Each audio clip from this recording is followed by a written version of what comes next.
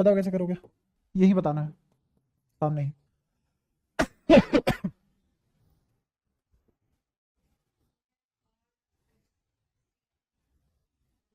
हम्म। देखो वेवलेंथ निकालनी है ना तुम्हें, तो तुम ये लिखोगे 1/λ बराबर are Z square 1/m² minus n square. इस r की वैल्यू क्या रख दोगे, 1.097 इंटू 10⁻7 इंटू जेड स्क्वायर की वैल्यू क्या रखोगे, 1 का square into m² minus n², इसकी वैल्यू क्या रख दोगे, कहां से कहां आएगा वो, 1/9 माइनस 1/1। सही लिखा है मैंने या गलत लिखा है, m² माइनस n² आएगा ना, तो m लोअर एनर्जी वाला होता है। ये सब समझ में आ गया था। फिर उसको सोल्व करोगे और फिर इधर लैम्डा को इधर भेज दोगे, इसको नीचे ले आओगे। तो इस पूरे को अगर 1 में लिख दूं तो वही क्या आ जाएगा, है ना। अब फर्क देखना मैं कैसे करता हूं इस सवाल को, या कोई भी थोड़ा सा कोशिश करे समझने की, और या फिर थोड़ा ठंडा दिमाग रखे तो कैसे करेगा। तुम्हें पता है एम शेल मतलब कौन सा वाली शेल, थर्ड, हाइड्रोजन एटम की है। थर्ड शेल से एक शेल में आया, पहली शेल में आना 11 सीरीज होता है। अच्छा 11 सीरीज की थर्ड ट्रांजिशन की बात कर रहा है। 11 सीरीज में 2 से 1 में आना, 2 से 1 में आना कितनी एनर्जी चाहिए, 10.2। फिर कहां से कहां, तीसरे से पहले में आना, तो के एल एम, एम मतलब तीसरे से पहले में आना, तो कितनी एनर्जी का डिफरेंस या कितने एनर्जी का फोटोन एब्जॉर्ब करेगा, 12.1। उससे अगला 12.75, यही सिग्नेचर होता है ना उसके। तो तीसरे से कहां आ रहा है ये, पहले में। सिग्नेचर बताओ क्या है इसका, कितने इलेक्ट्रॉन वोल्ट, 12.75 या 12.1। एम शेल है 12.1। क्लियर है, यहां तक कोई परेशानी है, पक्का, ठीक है। 12.1 इलेक्ट्रॉन वोल्ट, ये एनर्जी है, ये क्या है, एनर्जी। तो ये मैंने लिख दिया है E2 माइनस E1, क्या लिख दिया है, आया समझ में। या फिर ऐसा बोल दो कि En माइनस E1, और n की वैल्यू क्या थी यहाँ 3, तो E3 माइनस E1 लिखा हुआ है, बेसिकली E3 माइनस E1 लिखा हुआ है, बराबर 12,400, क्योंकि मैं लैम्डा एंगस्ट्रॉम में निकालूंगा, डायरेक्ट लैम्डा आ गया।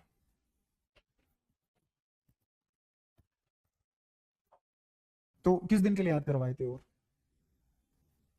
ताकि तुम तेज थोड़ा सा स्पीड अप कर लो चीजों को, है ना। सोल्व तो हर कोई करेगा, अगर इनफ टाइम दिया जाए हर कोई सोल्व कर लेगा इस क्वेश्चन को, बट टाइम का भी तो खेल है ना, पेपर 3 घंटे का है, टाइम बाउंडेड है।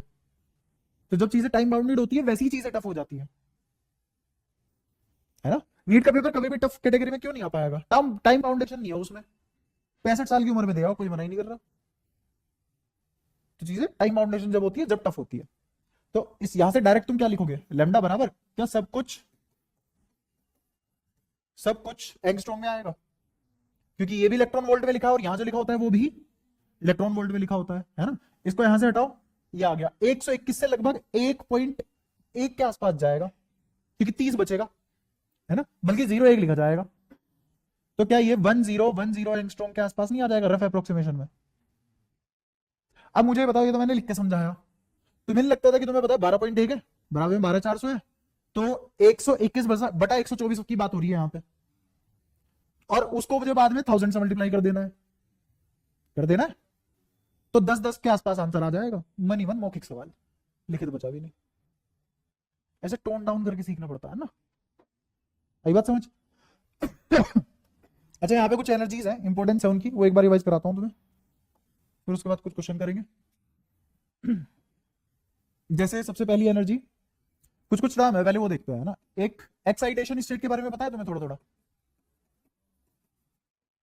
जैसे n बराबर 1 है, इसको बोलते हैं ग्राउंड स्टेट। ये केमिस्ट्री की बात हो रही है, फिजिक्स की नहीं। फिजिक्स में मैंने तुम्हें पढ़ाया था ग्राउंड स्टेट क्या होता है, वहां का ग्राउंड स्टेट अलग है, यहाँ का ग्राउंड स्टेट अलग है। ग्राउंड स्टेट मतलब अपने अपने लीस्ट एनर्जी ऑर्बिट में घूमना इज ग्राउंड स्टेट, और केमिस्ट्री में ग्राउंड स्टेट मतलब जो तुमने पढ़ रखा है, n बराबर 1 इज ग्राउंड स्टेट। तो फर्स्ट एक्साइटेड स्टेट कौन सी रही होगी,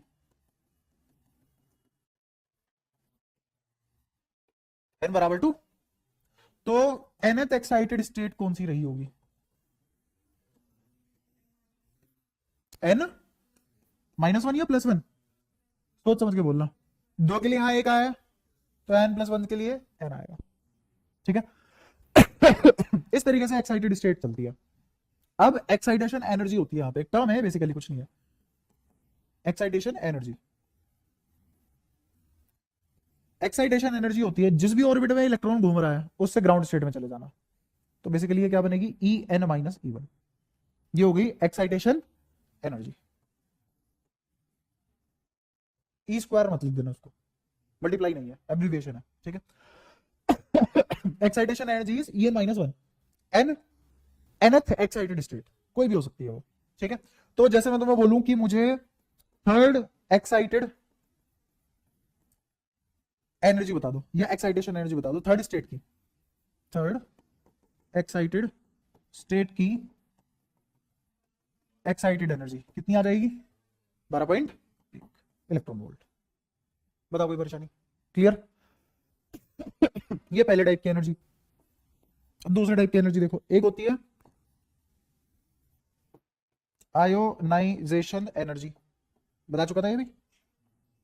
कितनी एनर्जी दूं कि वो फ्री हो जाए इलेक्ट्रॉन, कितनी एनर्जी दूं इलेक्ट्रॉन फ्री हो जाए। फ्री होने के लिए मुझे क्या चाहिए, एनर्जी। कौन से ऑर्बिट की, एन की वैल्यू इनफाइनाइट, एन की वैल्यू इनफाइनाइट, और एम की वैल्यू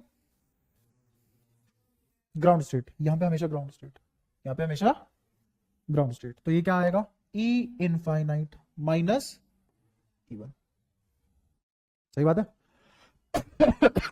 तो किसके बराबर आएगा, माइनस।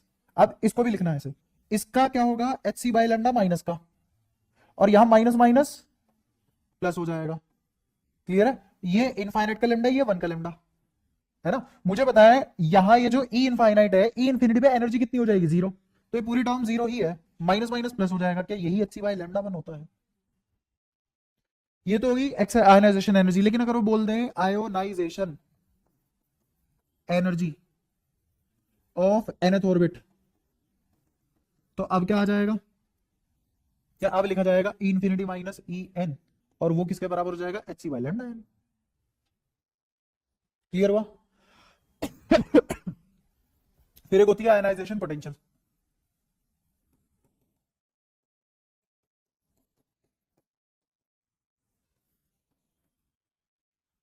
अब आयनाइजेशन पोटेंशियल क्या होगी, आयनाइजेशन एनर्जी पर इलेक्ट्रॉन, है ना।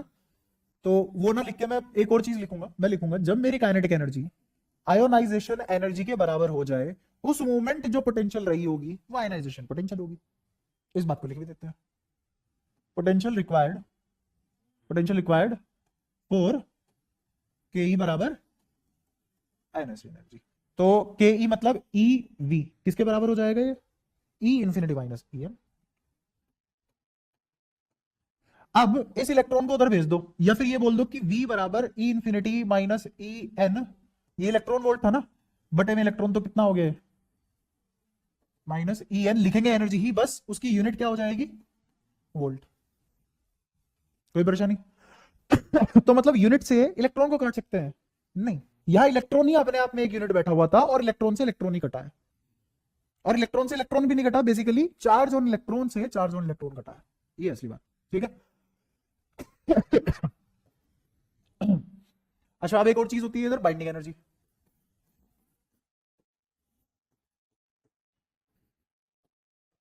बाइंडिंग एनर्जी कितनी एनर्जी दे दूं कि अब इलेक्ट्रॉन फ्री हो जाए, यही वाली चीज है बेसिकली।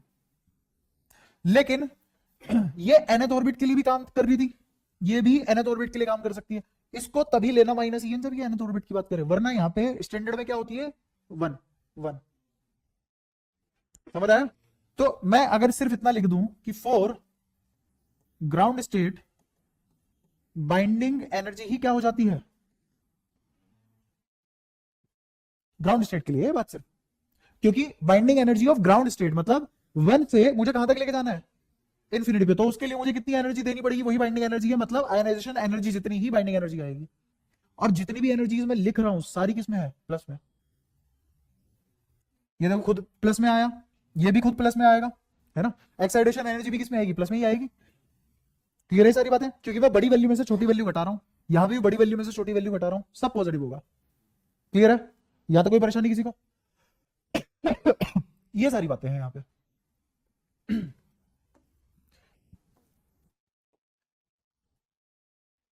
इसमें एक ही क्वेश्चन करा रहा हूँ ठीक सा, है ना।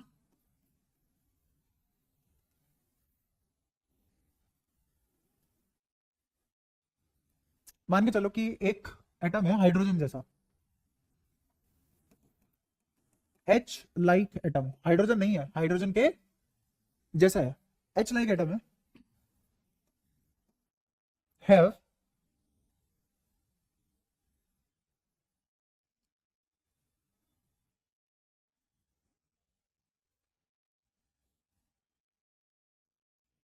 एक काम करो, H लाइक एटम है और इसी भी तुम बस निकालो, यहां पे दिया हुआ first excitation energy is x electron volt. तुम्हें निकालना है इसका आयनाइजेशन एनर्जी निकालनी है इसकी, और सेकंड एक्साइटेशन एनर्जी निकालनी है, ये दो चीजें निकालनी है। तो हाइड्रोजन लाइक एटम अगर उसने बोला है तो मुझे क्या मानना पड़ेगा इसको, सिंगली स्पीशीज इलेक्ट्रॉन। अगर मैंने इसको सिंगली स्पीशीज इलेक्ट्रॉन मान लिया है तो अब ये किसके हिसाब से कैरी फॉरवर्ड होगा, बोर के हिसाब से। तो यहां बोर जिंदाबाद है। तो मैं निकाल लिया आयनाइजेशन एनर्जी, आयनाइजेशन एनर्जी किसके बराबर होगी, आयनाइजेशन एनर्जी किसके बराबर होगी, वो बोला ही नहीं उसने, इन्फिनिटी से, एक बात समझ, ठीक है। तो यहां क्या हो जाएगा, E इनफाइनाइट माइनस किसके बराबर लिख दो इसे, अब 13.6 नहीं आएगा क्योंकि वो हाइड्रोजन के लिए था। किसके लिए था, हाइड्रोजन लाइक स्पीशीज है, मतलब इलेक्ट्रॉन की बजाय कुछ और घूम सकता है ना वहां पे। तो इलेक्ट्रॉन की बजाय जब कुछ और घूमेगा तो उसका मास भी अलग होगा। अगर उसमें बोर मॉडल में तुम हाइड्रोजन जो एलिमेंट था तुम्हारा, उसमें अगर इलेक्ट्रॉन की जगह कुछ और घुमा दो, सारी कैलकुलेशन अलग नहीं हो जाएगी, रेडियस चेंज कर दो ऑर्बिट का, सारी कैलकुलेशन अलग नहीं हो जाएगी। तो ये मतलब होता है हाइड्रोजन लाइक का। अब तुम 13.6 नहीं ले सकते। अब तुम कोई भी एक कांस्टेंट लोगे के, कोई भी एक कांस्टेंट लोगे के, जेड स्क्वायर बाय, और यहां क्या आएगा माइनस। क्यों आएगा माइनस, हमें पता, तभी तो बाउंड हो पाएगा जब टोटल एनर्जी बाइंडिंग एनर्जी के बराबर आएगी, है ना, या नेगेटिव आएगी। तो इनफाइनाइट माइनस E1 निकालना है मुझे। इन्फिनिटी अगर यहां पे रख दो तो कितना आ जाएगा, ये तो जीरो हो गया पूरा, माइनस माइनस यहां क्या आएगा, के जेड स्क्वायर डिवाइडेड बाय 1 का स्क्वायर। तो मुझे बताओ E इनफाइनाइट माइनस E1 जो कि आयनाइजेशन एनर्जी थी, किसके बराबर आ गई। अब इसमें एक समस्या है ना, मुझे क्या पता ना मुझे जेड पता, कैसा आंसर है, और मुझे गिवन क्या है। तो देखते हैं माजरा क्या है। तो अब मैं क्या लिखना चाहूंगा, फर्स्ट एक्साइटेशन एनर्जी कैसे लिख, फर्स्ट एक्साइटेशन मतलब कहां से कहां है इलेक्ट्रॉन, अरे दो से पहले पे, दो से पहले पे, ये थोड़ा शायद मैंने डिटेल मिस कर दिया। फर्स्ट एक्साइटेड स्टेट एन बराबर 2 है, मतलब इलेक्ट्रॉन 2 से कहां जाएगा, तो इसे बोलते हैं second, sorry first excitation energy.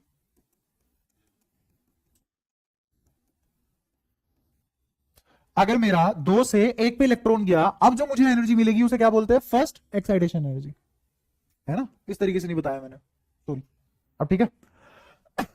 तो फर्स्ट एक्साइटेशन एनर्जी मतलब कहां से कहां गया इलेक्ट्रॉन, 2 से 1 में आया, क्लियर। तो मेरी एनर्जी क्या लिखी जाएगी, E2 माइनस E1 लिखा जाएगा, E2 माइनस E1 लिखा जाएगा। तो मैं लिखूंगा माइनस के जेड स्क्वायर, मुझे नहीं पता जेड की वैल्यू, डिवाइडेड बाय, बोलो,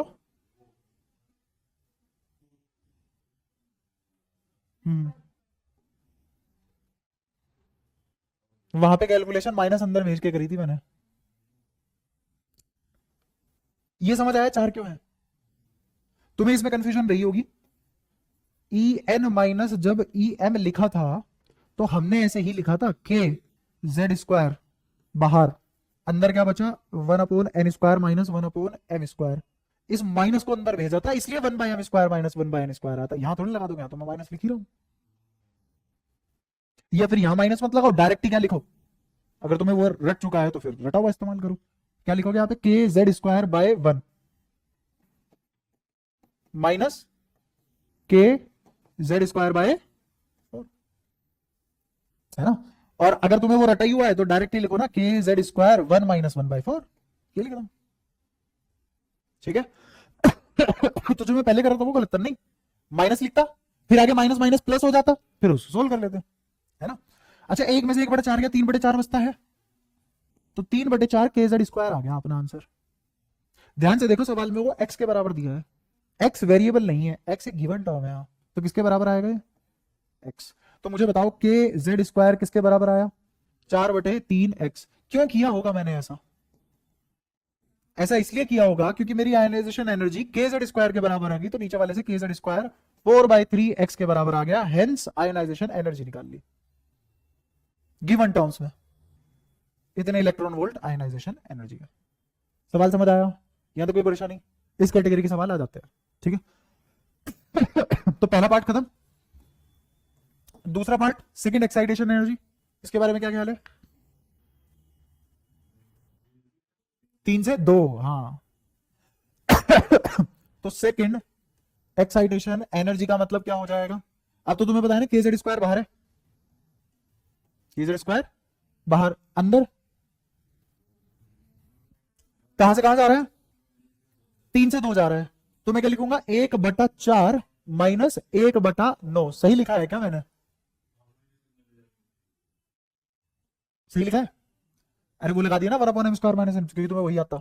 के जेड स्क्वायर कितना है, x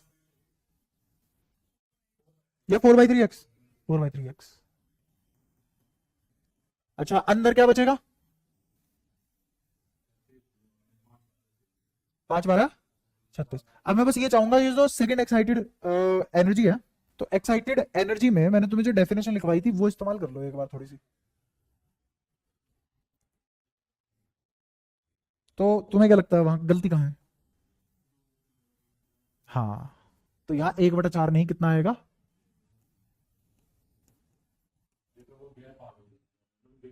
हाँ, तो था तो गलती ना, अभी अभी डेफिनेशन पढ़ाई है, आसान तरीके से पढ़ाई है। कोई नहीं, सब धीरे धीरे हो जाएगा। 8×32 और 9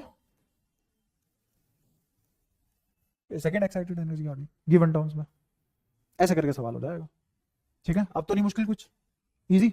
तो इस तरीके का गिनोने सवाल भी दे सकता है वो, मतलब हाइड्रोजन, हम नहीं ले रहे हाइड्रोजन, तुम्हारी दुनिया में होता होगा हाइड्रोजन, हमारे यहाँ ये होता है ना।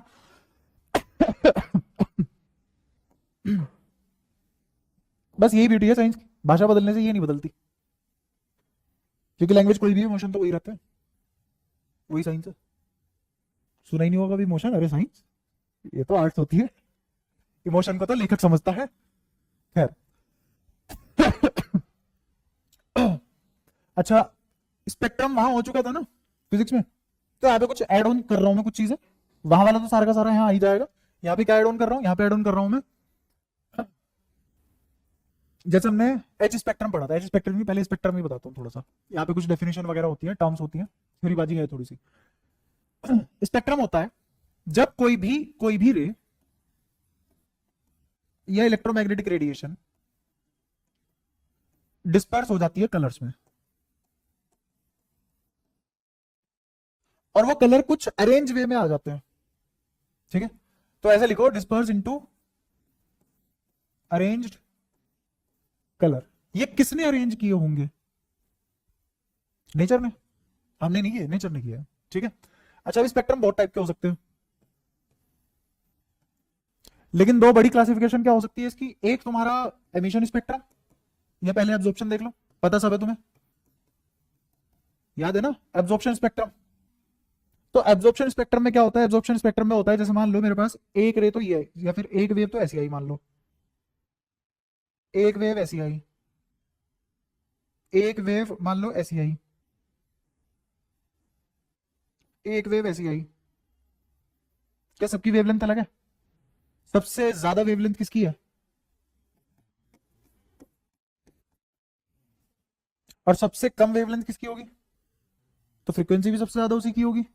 फ्रीक्वेंसी मतलब कितने ऑसिलेशन एक यूनिट टाइम में, तो मान लो सभी 1 सेकंड में यहां से यहां पहुंच गए हैं, तो ये आपने कितनी वेवलेंथ पूरी करके आया होगा, बहुत सारी, कितनी वेवलेंथ पूरी करके आया होगा, बहुत सारी। तो एक यूनिट टाइम में कितनी वेवलेंथ हो जाती है, एक यूनिट टाइम में कितनी वेवलेंथ कंप्लीट हो जाती है इस वेव नंबर। फ्रीक्वेंसी कैसे हो सकती है, फ्रीक्वेंसी तो सी बाय लेमडा होगी, फ्रीक्वेंसी किसके बराबर होगी, सी बाय लेमडा। तो म्यू क्या होता है, सी बाय लेमडा, यही म्यू बार बन जाएगा अगर इसको लिख दोगे 1 बाय लेमडा। ठीक है यही म्यू बार फ्रीक्वेंसी बन जाएगा अगर ऊपर 1 की जगह क्या ले लोगे, P। समझ में आया, मतलब क्या है इस बात का, ये ऊपर एक क्या दर्शा रहा है, ऊपर एक क्या चीज है, एक यूनिट टाइम है ना, एक यूनिट टाइम, समझ में आता है। और एक यूनिट टाइम 1 सेकंड हो गया, हमारी भाषा में एक यूनिट टाइम 1 सेकंड हो गया। अच्छा, और 1 सेकंड में लाइट कितना दौड़ जाती है, 3 × 10⁻8 मीटर पर सेकंड, वही फैक्टर है ये सब। तो अगर मैं 3 × 10⁻8 सेकंड ले लूं, 3 × 10⁻8 सेकंड ले लूं, तो इसका मतलब क्या हो जाएगा, और वो लाइट 1 सेकंड में चल देती है, तो जिस दिन मेरा वेव नंबर कितना हो जाएगा 3 × 10⁻8। आगे बात समझ। तो ये सब होता है यहाँ पे, है ना, ऐसा नहीं है कि बहुत बड़ी चीजें हैं ये, अरे क्या रट लिया, ये हो गया वो हो गया, नहीं, इसीलिए इसके ऊपर बार लगाया है क्योंकि ये सी की बजाय रिजर्व्ड है, 1 आएगा यहाँ, और इसी को क्या बोलते हैं, वेव नंबर। तो इसका मतलब जो हम 1/λ r z² 1 - m² minus 1/n² निकाला करते थे, वही म्यू बार है, जी हाँ, ठीक है खैर हम तो एब्जॉर्प्शन स्पेक्ट्रा पढ़ रहे हैं। ये प्रिज्म, तुम्हें पता है प्रिज्म एक बढ़िया काम करता है, वो डिस्पर्स और डिविएट दोनों करता है ना, डिस्पर्शन एंड डिविएशन दोनों आते हैं, तो बेंड भी कर देगा और डिस्पर्स भी कर देगा चीजों को, तो मुझे लाइट दिख जाएगी। ये स्क्रीन लगा दी हमने, इस स्क्रीन पे कलर आ जाएंगे, ठीक है, जैसे ये आया ये आया ये आया, तो इधर कुछ तो एब्जॉर्ब हुए होंगे ना, ऐसे प्रिज्म को बोलते हैं निकोल प्रिज्म, वही सब थ्योरी है, बाकी फंडेबाजी तो हमें बताइए। मान लो ये भी यहां पे आ गई, ये भी यहां पे आ गई, ये या तो आई नहीं, ये एज इट इज कॉपी हो गई, यहां ये एज इट इज कॉपी हो गई, ये यहां पे एज इट इज कॉपी नहीं हुई, या तो ये आई नहीं, या फिर इसकी इंटेंसिटी कम हो गई, या तो आई नहीं या इंटेंसिटी।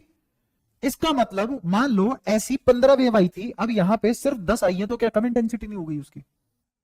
तो ऐसे मुझे पता लगता है कि कौन सी फ्रीक्वेंसी एब्जॉर्ब हुई है, कौन सी वेवलेंथ एब्जॉर्ब हुई है, कौन सी नहीं हुई, ये भी एज इट इज आ गई। तो इसका मतलब थर्ड वाली वेव फॉर्म या थर्ड वाली वेव एब्जॉर्ब हुई है, बाकी कुछ भी एब्जॉर्ब नहीं हुआ।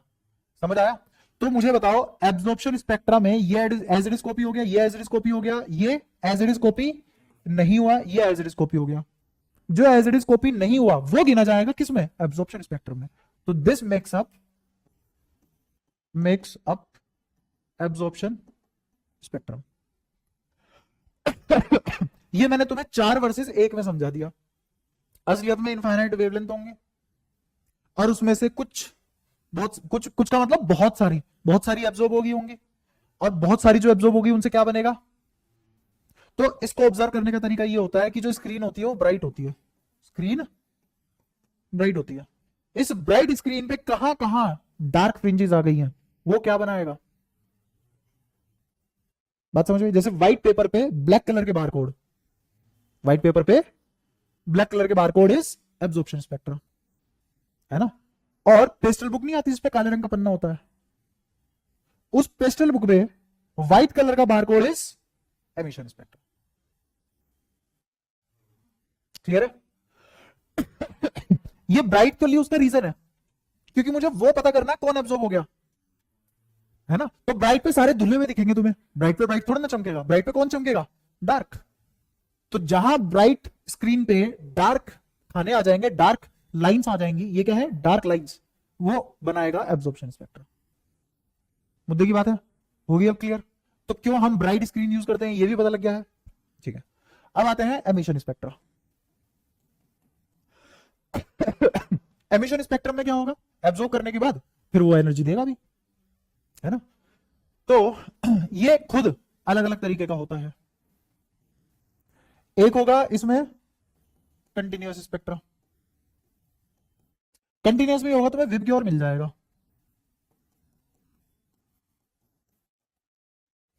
लेकिन तुम ये नहीं बता पाओगे क्लियर कट कौन सा कलर कहां खत्म हुआ। ये एक दूसरे के अंदर मर्ज्ड होंगे। कैसे होंगे? मर्ज्ड। जैसे ये स्क्रीन है तो ये ऐसे डिस्ट्रीब्यूटेड होंगे।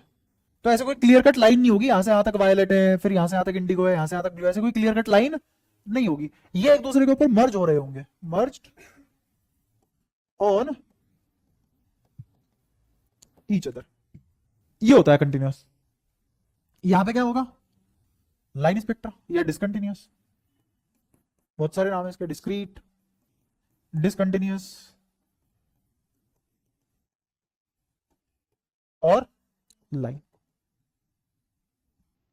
लाइन क्यों? बारकोड बनते हैं, ठीक है। और एक और टाइप का होता है जिसका नाम है बैंड स्पेक्ट्रा। असलियत में जो बारकोड बनते हैं वो बैंड स्पेक्ट्रम में बनते हैं, ठीक है। ये तो पता लगी गया है। डिस्क्रीट, डिसकंटिन्यूअस, लाइन वगैरह में क्या होगा? एच एटम लिया और उसने कौन कौन से फोटोन एमिट किए, वो एक डार्क स्क्रीन पे उतार लिए, है ना। उस पे जहां जहां ब्राइट लाइंस बनेंगी वो क्या हो जाएगा? डिसकंटिन्यूअस, डिस्क्रीट या लाइन स्पेक्ट्रा, ठीक है। तो स्क्रीन कैसी होगी? डार्क। या स्क्रीन कैसी थी? ब्राइट, ठीक है। यहां पे क्या होगा कि जैसे मान लो ये हाइड्रोजन का न्यूक्लियस, ये इलेक्ट्रॉन ने किसी nth ऑर्बिट में से mth ऑर्बिट में उतर गया, तो जब ये ऐसा कर रहा होगा तो ये क्या एमिट करेगा? फोटोन। और यही फोटोन हमें कहां मिलेंगे? स्क्रीन पे। और स्क्रीन पे मुझे लाइंस बनी दिखेगी, जैसे ये है मान लो ये स्क्रीन, डार्क स्क्रीन, तो इस पे ऐसे ऐसे लाइंस बनी हुई दिखाई देंगी और इन लाइंस के बीच में डिफरेंट डिफरेंट गैपिंग होगी, ठीक है। याद है कोई परेशानी? फिर बैंड स्पेक्ट्रा। बैंड स्पेक्ट्रा होगा मॉलिक्यूल के लिए। जैसे यहाँ पे हाइड्रोजन एटम था, मैंने कोई मॉलिक्यूल ले लिया, जैसे एग्जांपल मैंने NaCl ले लिया या H2 ले लिया। वैसे H2 मॉलिक्यूल गिना भी जा सकता है, नहीं भी, इसमें बहस हो सकती है, बट एग्जांपल है ना। तो इसमें क्योंकि मेरे पास वाइड वैरायटी ऑफ इलेक्ट्रॉन होंगे, नंबर ऑफ इलेक्ट्रॉन ज्यादा होंगे, तो ये इससे भी ज्यादा रिच होगा। और जब ये इससे भी ज्यादा रिच होगा तो इसका मतलब यहां पे लाइनें इतनी पास पास होंगी कि मुझे ऐसा लगेगा ये एक बैंड बन गया। Band formed due to negligible space between so many lines. नहीं, वही वाली बात है, अगर इसको बहुत ज्यादा जूम कर दो तो तुम्हें एक लाइन और दूसरी लाइन के बीच में गैप नजर आ जाएगा। लेकिन स्क्रीन इनफाइनाइट तो नहीं बना सकता, ऐसा तो नहीं यूनिवर्स जितनी बड़ी स्क्रीन बना ली अब लाइनें अलग अलग दिखा दे, नहीं। तो बहुत सारी लाइनें एक ही जगह इकट्ठी हो जाएंगी, फिर बहुत सारी लाइनें यहां इकट्ठी हो जाएगी, फिर बहुत सारी लाइनें यहां इकट्ठी हो जाएगी, फिर बहुत सारी लाइनें यहां इकट्ठी हो जाएगी, है ना। लेकिन कुछ भी रेगुलरिटी नहीं है इसमें, है ना। और इसी को ही हम, अगर ये हाइड्रोजन स्पेक्ट्रा होता तो जैसे मैंने इसको क्या बोल दिया, इसको बोल दिया लाइमन, बामर, पास्चन, ऐसे ऐसे, ठीक है। ये स्क्रीन है तुम्हारी, तो एक इसमें देखने को मिल जाएगा, किसी मॉलिक्यूल में देखने को मिल जाएगा, वहां से क्या मिलेगा मुझे? Band spectrum. तो हर तरीके के स्पेक्ट्रम क्लियर है, डिटेल में हमने पढ़ी लिए थे, आज हमने उसका ओवरव्यू लेके उसको क्लासिफाई कर लिया कि कितने कितने टाइप के स्पेक्ट्रम हो सकते हैं। अब इन सब स्पेक्ट्रम में सबसे ज्यादा इंपॉर्टेंट अपने सिलेबस के लिए एक ही है, ये इसका डायग्राम याद है? लाइमन, बामर, पास्चन, ये सब रफ डायग्राम बना रहा हूं और इसमें भी कुछ बातें ऐड ऑन कर लूंगा। यहां पे n बराबर इंफिनिटी होगा, यहां पे n बराबर 1 होगा, और अगर एनर्जीज लिखी जाए, ये है इंफिनिटी, है ना। एनर्जी के हिसाब से ये वाला हो जाएगा -13.6। इसके ऊपर यहां कौन? 3.4 इलेक्ट्रॉन वोल्ट। फिर इसके ऊपर, फिर इसके ऊपर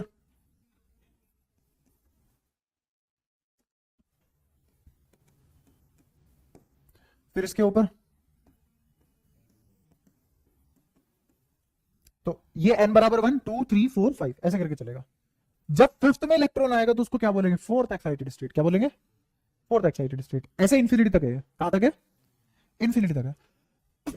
अगर मैं यहां एनर्जी प्लॉट कर रहा हूं तो एनर्जी क्या लिखी जाएगी? यहां आयनाइजेशन फ्री होगी ना, और यहां n लिखूं तो यहां 1 होगा। फिर ये वाली लाइन n बराबर 2, n बराबर 3, n बराबर 4, n बराबर 5। दुनिया में कहीं से कहीं तक, कहीं से कहीं तक जाए कोई भी,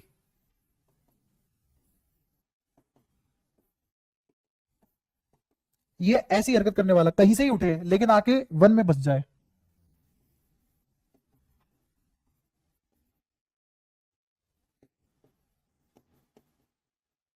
ठीक है। लाइन 1 में हमेशा ही बाद वाला n किसके बराबर होगा? तो इसका बोल दो कि m की तो वैल्यू 1 हो सकती है और n इंटीजर होगा। बात समझ में आती है? यहां तक कोई परेशानी? अच्छा। इसके फर्स्ट ट्रांजिशन कहां से कहां तक होगा इसका? 2 से 1। इसको बोलते हैं के अल्फा। क्या बोलते हैं? के अल्फा। और यहां से जो लेमडा मिलेगा वो इस सीरीज का मिनिमम लेमडा होगा। लेमडा मिनिमम होगा इस सीरीज का, होगा। अच्छा याद करो ये वाला फॉर्मूला, इसमें आर एच है, वही रेडबर्ग कांस्टेंट है ना। आर एच मतलब हाइड्रोजन के लिए रेडबर्ग कांस्टेंट। आर एच मतलब, ये सब इसलिए बता रहा हूं कभी किताब पढ़ने का मन कर जाए, क्वेश्चन आ जाए कोई उसमें आर एच लिखा हो, फिर तुम बोल दो आर एच तो ना पढ़ा हमने, तो मेरा फर्ज है एक बार को तो बताना है ना। आर एच मतलब हाइड्रोजन के लिए रेडबर्ग कांस्टेंट। अगर मुझे यहां से लेमडा निकालना पड़ जाए तो तुम ऐसा नहीं बोल सकते कि जैसे लेमडा ऊपर कर दो नीचे आ जाएगा 1/RH। और अगर मैं एटम की बात कर रहा हूं हाइड्रोजन की, तो जेड क्या हो जाएगा? 1। जेड क्या हो जाएगा? 1। और ये क्या लिखा हुआ है? 1/m² minus 1/²। कोई तो नंबर आएगा ना, तो जो भी नंबर आएगा उसको मान लो कोई भी कांस्टेंट नाम दे दिया ए, तो लेमडा a/RH आ जाएगा। लेमडा a/RH आ जाएगा, ऐसे निकाल सकते हो तुम। तो मुझे बताओ यहां पे लेमडा मिनिमम क्या आएगा? सुनो, 2 से 1 पे आ रहा है, तो 1 माइनस 1/4, तो 3/4। क्या मैंने 1/m² माइनस 1/n² निकाल लिया है? इसको पलट दो, कितना आया था? 3/4 आया था, पलट दो 4/3, और नीचे क्या आ जाएगा? आगे लैम्डा, आर की वैल्यू रखो आगे। दूसरा तरीका क्या है लैम्डा मिनिमम निकालने का? या ऐसे निकाल लो और करके। तुम्हें पता है इन दोनों की एनर्जी का डिफरेंस 10.2 इलेक्ट्रॉन वोल्ट होता है, होता है। तो 10.2 इलेक्ट्रॉन वोल्ट ही कंट्रीब्यूट करेगा 12400। अगर एंगस्ट्रॉम में निकालना है तो 12400, और अगर नैनोमीटर में निकालना है तो 1240 डिवाइडेड बाय लैम्डा। दोनों तरफ इलेक्ट्रॉन वोल्ट है। क्या यहां से भी लैम्डा आ जाएगा? बताओ कोई दिक्कत? तो कितना आ जाएगा एक बार निकाल ही लो। आर एच की वैल्यू, हाँ आर एच की वैल्यू नहीं, आर की वैल्यू अलग अलग होती है। आर एच की वैल्यू क्यों अलग होगी? आर की वैल्यू अलग अलग आ सकती है एटम के लिए, है ना, लेकिन नहीं आती। क्यों? क्योंकि हमने हाइड्रोजन के ऊपर कैलकुलेशन की, बाकी सबको उसमें जबरदस्ती फंसाया। ठीक है। रेडबर्ग कांस्टेंट 1.0978 प्लस 7, क्यों रे सेम रहता है, उसी का आंसर दिया। आर एच मतलब हाइड्रोजन के लिए रेडबर्ग कांस्टेंट। और बाकी जितने भी एटॉमिक मॉडल है उन सबको हम कैसा मान के चलते हैं? हाइड्रोजन जैसा, इसलिए वो काम करते हैं। बट अगर मैंने ऑर्बिट चेंज कर दिया, जैसे हीलियम का पहला ऑर्बिट क्या सेम दूरी पे आएगा हाइड्रोजन के पहले ऑर्बिट जितने? नहीं, ये मैं बना चुका हूं, है ना। बीच का गैप भी नहीं सेम होता, क्योंकि हर किसी के लिए इन्फिनिटी, हर किसी के लिए पहला आदमी अलग अलग होता है ना। जैसे हर किसी के लिए पहला आदमी उसकी मां होती है और हर किसी की मम्मी अलग होती है ना। ऐसे हर किसी के लिए पहला आदमी भी अलग होगा और इन्फिनिटी भी सबकी अलग अलग होगी। यहां से लैम्डा निकाल रहे हैं, लैम्डा इधर आया तो ये कितना आ गया? 12400 डिवाइडेड बाय 10.2। ये हटाओ तो ये आ गया। अच्छा ये 102 है, तो 102 से 124 काटना है, तो लगभग में 100 से 124 काटो तो कितना आ जाएगा? 12/4, तो 1240 के आसपास आ जाएगा। अप्रोक्सीमेटली कितना आ जाएगा? हमें बताया असलियत में इससे छोटा आएगा, 1240 से छोटा आएगा असलियत में, तो है ना। हाँ बता। करना 100 से डिवाइड किया 100 से है और करना 102 से था, तो कितना आएगा? छोटा आएगा, 1240 से भी छोटा आएगा, जिसको मैं अप्रोक्सीमेटली क्या मान रहा हूं? 1240 किसमें? एंगस्ट्रॉम में। बात समझ में आती है? मुझे बताओ मैंने ये एनर्जी लाइमन की मिनिमम लिया मैक्सिमम लिया? तो मिनिमम एनर्जी लेने के बाद लैम्डा मैक्सिमम आता है। एनर्जी, हाँ तो हमने गलत करा है ना, हमने गलत करा है। जैसे सुनो, क्योंकि मैं भूल गया ना, तो मैं मिनिमम पढ़ा रहा हूं, मेरे को लगा मैक्सिमम पढ़ा रहा हूं। अभी लिखा रहने तो कंपेयर करवाता हूं, बताता हूं क्यों गलत है, सुनना। मुझे बताओ E N minus E M ही क्या होता है, एच सी बाई लेमडा। क्या मैं बोल सकता हूं delta E inversely proportional to lambda?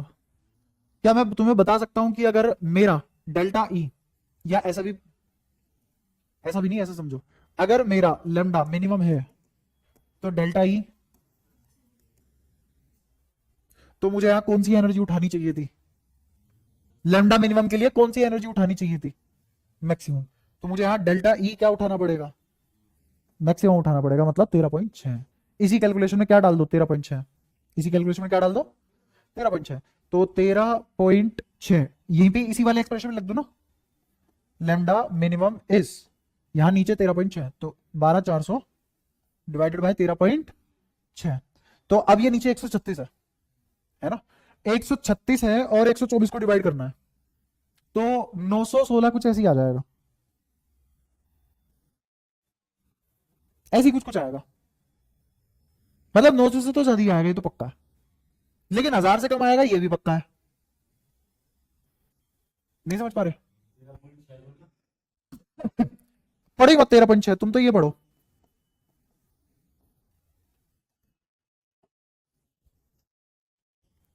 अब फील करो जो मैं कहना चाह रहा हूं, इसका आंसर पॉइंट 9 से तो बड़ा आएगा, लेकिन एक से छोटा आएगा।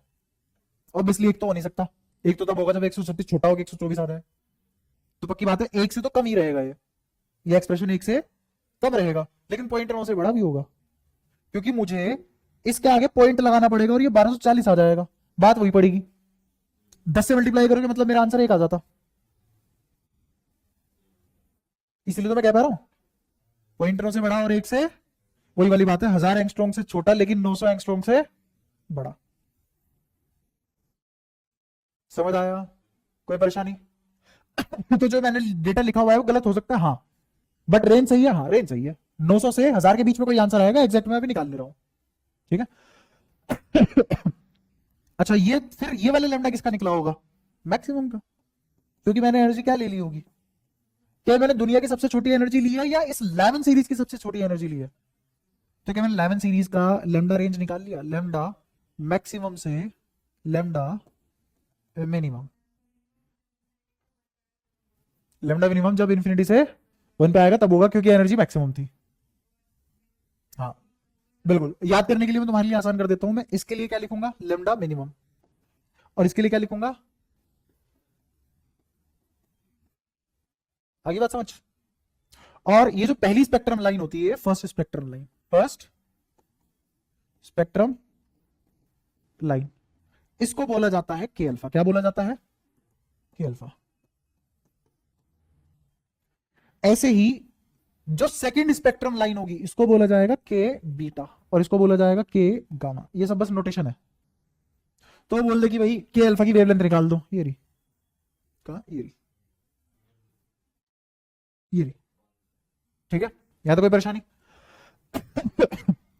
तो 11 में कुछ एक्स्ट्रा बात है, मैंने तुम्हें बता दी, रेंज निकलवा दी लैम्डा की। ऐसी क्या फ्रीक्वेंसी की रेंज आ जाएगी, तो ऐसी फ्रीक्वेंसी और लैम्डा की रेंज आ जाएगी।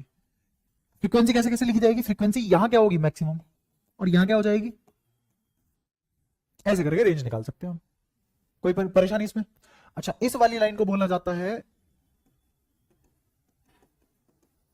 Limiting line. लिमिटिंग लाइन क्यों? ये लिमिट है इस पूरे स्पेक्ट्रम की, इससे ज्यादा एनर्जी या इससे ज्यादा ब्रॉड स्पेक्ट्रम अचीव नहीं कर सकते। क्लियर हुआ? फिर ऐसी अगली सीरीज क्या बनेगी मेरी, कि 2 से नीचे नहीं आ सकता अब इलेक्ट्रॉन, अब 2 से नीचे, मतलब ऐसा मान के चलो, केमिस्ट्री की भाषा में नहीं, फिजिक्स की भाषा में बोल रहा हूं, जो भी बोल रहा हूं अब अगली 2 लाइन किसकी भाषा में बोलूंगा।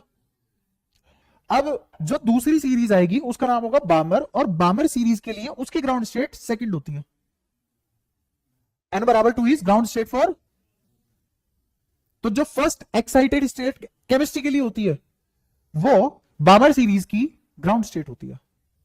इलेक्ट्रॉन कभी भी इससे नीचे नहीं आएगा। आई बात समझ? तो कहीं से कहीं पे भी आ जाए लेकिन 2 पे पटका जाए वो, तो वैसी लाइंस किसकी होंगी,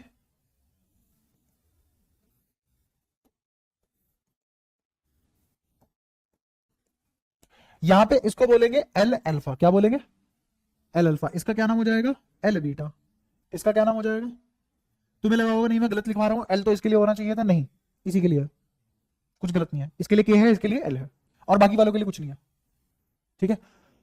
क्या इसका भी ऐसे ही तुम, इसके लिए लेमडा मिनिमम होगा मैक्सिमम होगा, बोलो मैक्सिमम, और इसके लिए लेमडा, बट ये जो लेमडा मिनिमम आएगा ये इसके वाले से बड़ा होगा कि छोटा होगा, इसके वाले मिनिमम से, कहां गया ये ना मेरा, हाँ इसके वाले मिनिमम से ये वाला मिनिमम छोटा होगा बड़ा होगा, छोटा होगा। तो क्या मैं बोल सकता हूं इस पूरी लाइन पे ऐसे जाने पे लेमडा बढ़ता ही है, लेमडा बढ़ता ही है। जैसे मान लो ये तो लेमडा मैक्सिमम था ना, इसका लेमडा मैक्सिमम और इसके लेमडा मिनिमम में कौन बड़ा होगा, इसका लेमडा मिनिमम इसके मैक्सिमम से भी ज्यादा बड़ा होगा, बिल्कुल, क्योंकि यहां पे 10.2 है और यहां का मैक्सिमम एनर्जी क्या 3.4 है प्लस का, समझ आया। तो क्या मैं ऐसा लिख सकता हूं लेमडा मिनिमम किसका, लाइमन का, is greater than lambda maximum किसका,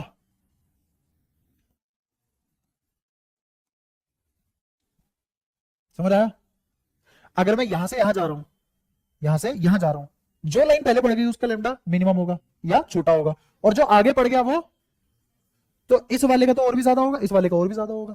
अब इसका लेमडा मैक्सिमम, इसका लेमडा मैक्सिमम और अगले वाले का लेमडा मिनिमम, तो अगले वाले का लेमडा मिनिमम इसके वाले मैक्सिमम से भी बड़ा होगा। तो क्या ऐसे जाने पे लेमडा बढ़ता ही है और एनर्जी घटती है। क्यों ऐसा हो रहा है, क्योंकि ये जो लेमडा आ रहा है बेसिकली डेल्टा ई से ही तो आ रहा है, और ऐसे यहां से यहां जाने पे डेल्टा ई तो घट रहा है। हाँ, डेल्टा ई अगर घटेगा तो लेमडा तो बढ़ेगा, इसलिए ऐसा हो रहा है, ठीक है। इस वाले रिलेशन से, ठीक है। अच्छा, इसमें पहले चार ट्रांजिशन, पहले चार कौन से होंगे,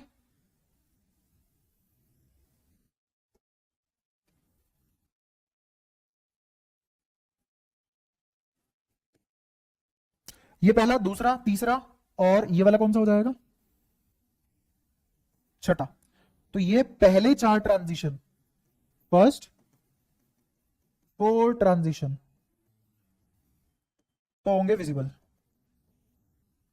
और रेस्ट अल्ट्रावायलेट, और कोई ऑप्शन ही नहीं था, विजिबल से बाहर अल्ट्रावायलेट ही है। ये भी सब क्या होंगे, अल्ट्रावायलेट, क्योंकि यहां पे थोड़ा सा प्रिसीजन रख के से ध्यान देना पड़ता है, क्योंकि एटम एक आदमी पे ज्यादा डिवोटेड होता है, फिजिक्स सैंपल पे डिवोटेड होती है। बट अभी केमिस्ट्री को भी याद आ जाएगा, ओ सैंपल पे ही बात कर लेते हैं, सिंगल पे थोड़ी मुश्किल है। तो पहले चार ट्रांजिशन किसको कंट्रीब्यूट करेंगे, विजिबल रेंज को, और बाकी सारे यूवी को, क्लियर है। अच्छा, तो इसमें भी लैम्डा मैक्सिमम लैम्डा मिनिमम कैसे निकाला जा सकता है, इस वाले तरीके से, है ना। जैसे लैम्डा मिनिमम किससे आएगा, यहां पे क्या रख दूंगा 3.4, है ना, और लैम्डा मिनिमम कब आएगा, जब यहां पे क्या रख दूंगा 1.9, उल्टा बोला वैसे मैंने। लैम्डा मैक्सिमम कब आएगा, जब यहां 1.9 रखूंगा, और मैक्सिमम कब आएगा, जब यहां 3.4 रखूंगा। नहीं, दोनों बार मैक्सिमम बोल दिया, अब भी गलत है, मिनिमम आएगा 3.4 रखने पे लैम्डा, और 1.9 रखने पे मैक्सिमम आएगा, निकाल लेना, सही है।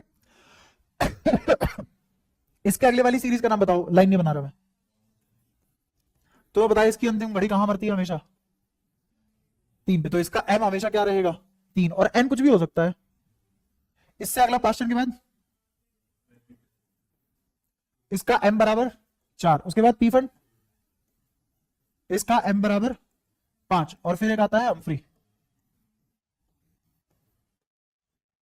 ये हम्फ्री डम्टी वाला नहीं है, अलग हम्फ्री है। हम्फ्री मतलब m बराबर 6 से नीचे कभी नहीं आएगा, इसकी ग्राउंड स्टेट इसकी 6 पे होगी, ठीक है। यहां कोई परेशानी, सबके क्या लैम्डा मिनिमम लैम्डा मैक्सिमम निकाले जा सकते हैं, सबके लैम्डा मिनिमम और लैम्डा मैक्सिमम निकाले जा सकते हैं, हर एक की lambda minimum lambda maximum range होगी। अगर तुम याद कर जाओ तो तुम्हारा एग्जाम में समय बच जाएगा, है ना। तो ये सारी की सारी ट्रांजिशन सीरीज है, इसमें बताओ कोई दिक्कत, सारी बातें क्लियर, रिवाइज भी हो गया। ये क्या था, ये था एच स्पेक्ट्रम। अगर मैं बोल रहा हूं इसको एच स्पेक्ट्रम, तो एमिशन है एब्जॉर्प्शन है, एमिशन है, emission is always richer than absorption. अच्छा, लेकिन पिछले वाले बोर्ड पे एक और सितारा बात क्या होगी, ये सितारा बात है the dark lines on bright screen on bright screen in absorption spectrum are same as bright lines on dark screen in emission spectrum। अगर समझ पाए हो मैं क्या लिखना चाह रहा हूं, वरना पूछ लो समझा दूंगा।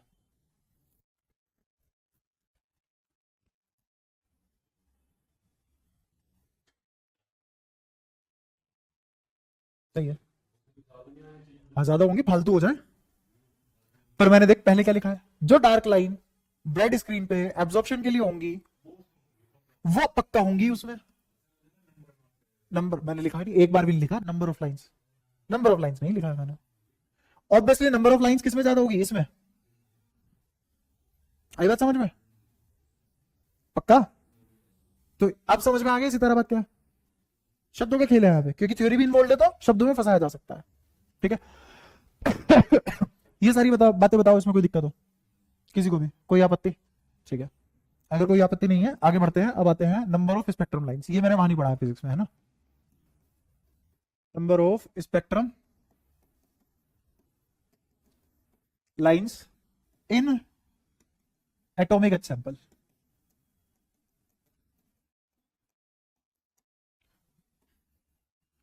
Atomic H sample, H sample लिखा है, सिर्फ एच नहीं लिखा है, क्या लिखा है, एच सैंपल। एक तो यहां नहीं है,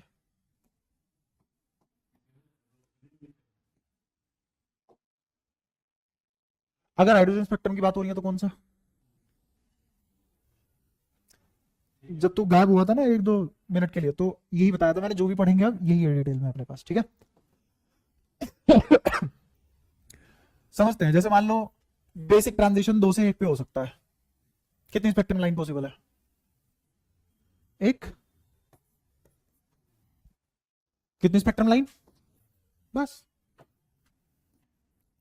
अगर 3 क्वांटम लेवल है, अगर 3 क्वांटम लेवल है तो मुझे बताओ कितनी स्पेक्ट्रम लाइन पॉसिबल है,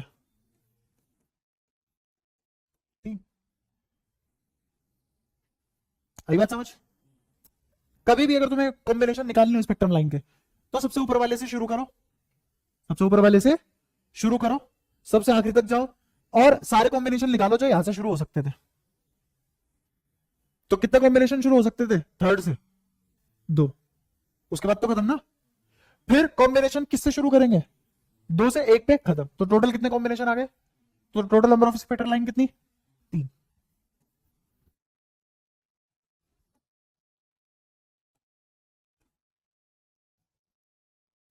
यहां से शुरू करें, इसके हो गए खत्म, इसके कॉम्बिनेशन खत्म, इसका कॉम्बिनेशन खत्म, 3 और 3 6, total number of spectral line is 6। यहां एक स्पेस बना रहा हूं, लेकिन जरूरी नहीं है एक स्पेस 2 चीजें, हाँ।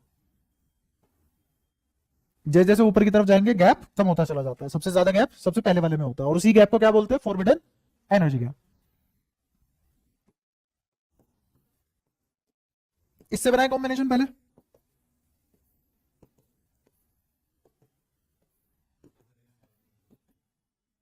अच्छा 1-2 बार बन करने,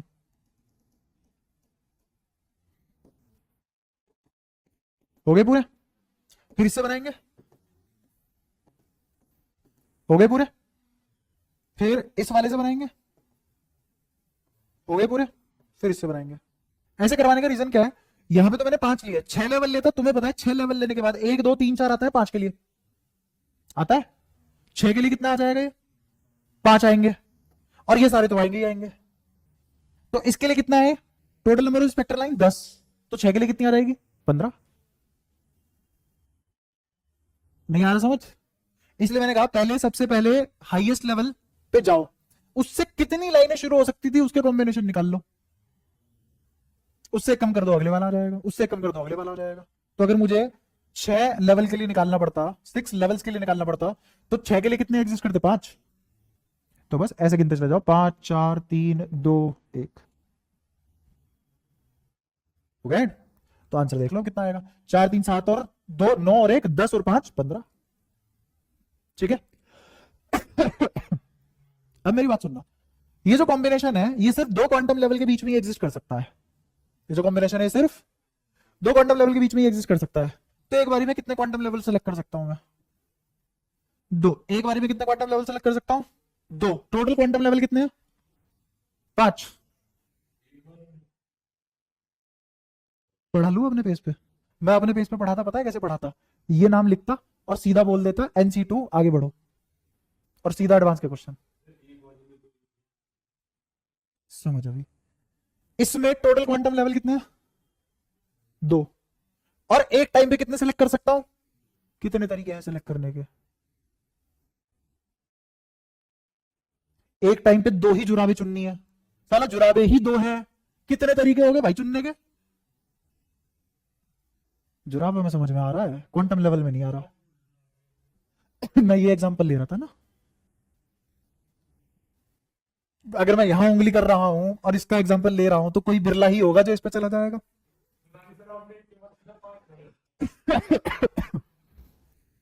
अब बता लू अपनी बात। हाँ, एक टाइम पे कितना क्वांटम लेवल पिक कर सकता हूं? 2, क्योंकि ट्रांजिशन 2 के बीच में ही होती है। टोटल कितना क्वांटम लेवल है? 5 में से एक टाइम पे कितनी चीजें सिलेक्ट कर सकता हूं? तो 5 में से 2 चीज सेलेक्ट करने के कितने तरीके हो गए? तो n चीजें सेलेक्ट करने के कितने तरीके हो जाएंगे?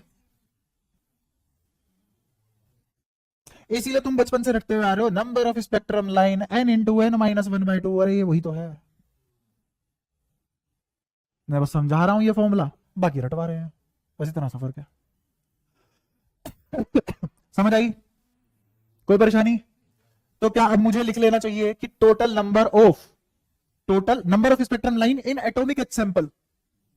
तो nth ऑर्बिट में से किसी भी ऑर्बिट में चले जाओ, मेरे टोटल कॉम्बिनेशन कितने, टोटल क्वांटम लेवल कितने? n। और एक टाइम पे कितने लेवल के बीच में ट्रांजिशन हो सकती है? क्योंकि 2 लेवल के बीच में ट्रांजिशन से एक फोटोन निकलता है, तो कितने टोटल नंबर ऑफ फोटोन निकल सकते हैं, या कितने डिफरेंट टाइप के फोटोन मिल सकते हैं, जितने स्पेक्ट्रम लाइन है। तो NC2 ही क्या बना? Number of spectrum lines. अब टाइप क्यों नहीं लिखूंगा उसका भी रीजन बताऊंगा। नंबर ऑफ स्पेक्ट्रम लाइंस, और यही क्या है? Number of. और हर 2 क्वांटम लेवल के बीच का स्पेक्ट्रम अलग एनर्जी का फोटोन देगा, मतलब अलग लैम्डा और अलग फ्रीक्वेंसी होगी, इसीलिए वो उसका सिग्नेचर होगा, क्योंकि यूनिकनेस होगी। अब टाइप्स की बजाय यहां पे डायरेक्ट ये क्यों लिखते हैं समझना। जैसे मैं तुम्हें बताऊं क्या? पूछो कुछ।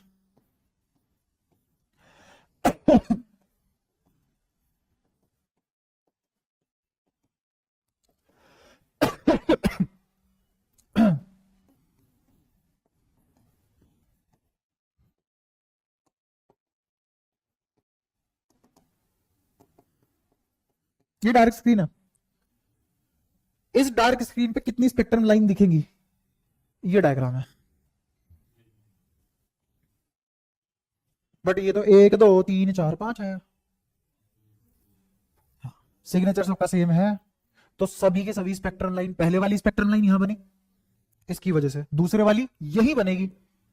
जब इसी के ऊपर बनेगी तो ना तो इसकी विड्थ बढ़ेगी ना ही थिकनेस बढ़ेगी, एक के ऊपर एक आने के बाद यस इंटेंसिटी बढ़ेगी।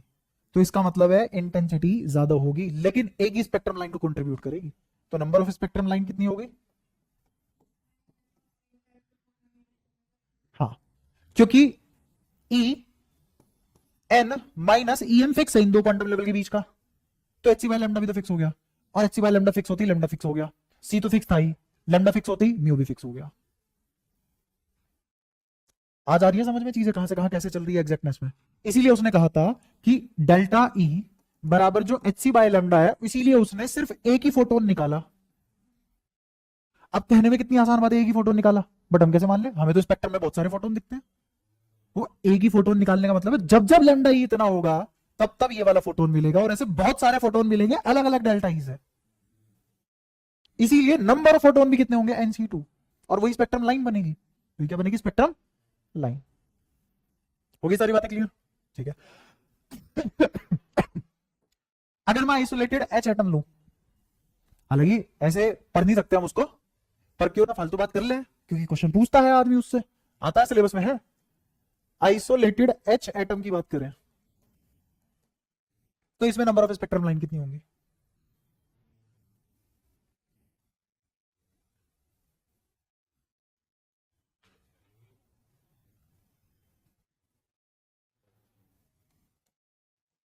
स्पेक्ट्रम लाइंस होंगी n-1। अब इसको भी समझाता हूं, कैसे समझाऊंगा सुनना। आइसोलेटेड हाइड्रोजन एटम है, मान लो वो एटम ऐसा है उसमें 5 से ज्यादा ऑर्बिट नहीं हो सकते, मान लिया 5 से, कभी भी उस हाइड्रोजन को इतनी ताकत मिलने ही नहीं देंगे यूनिवर्स में, क्योंकि आइसोलेट हमने करा है, हम डिसाइड करेंगे उसकी पगार कितनी है, कर दी, उसकी पगार मैक्सिमम 5 तक जा सकती है। अब वो कितने ट्रांजिशन परफॉर्म कर सकता है, 4, देख लो, समझ आया। और वो 5 ट्रांजिशन ऐसे नहीं दिखेंगे, इन 5, हाँ जैसे मैंने कहा 4 के लिए बना के दिखा दूं, सिर्फ 3 ट्रांजिशन पॉसिबल है, 3 ही स्पेक्ट्रम लाइन पॉसिबल होंगे। ये क्यों गलत हो जाएगा, मैं 3 ऐसे भी तो बना सकता था ना, ये गलत है, क्यों, क्योंकि यहां से अगर ये यहां आ चुका है बस हो गया, होगी भाई तेरी गिनती, अब तो ग्राउंड स्टेट में क्या चला गया, अब तुझे एनर्जी नहीं मिल रही, तो ये तो एक एच एटम है ना, ये दूसरा एच एटम होगा,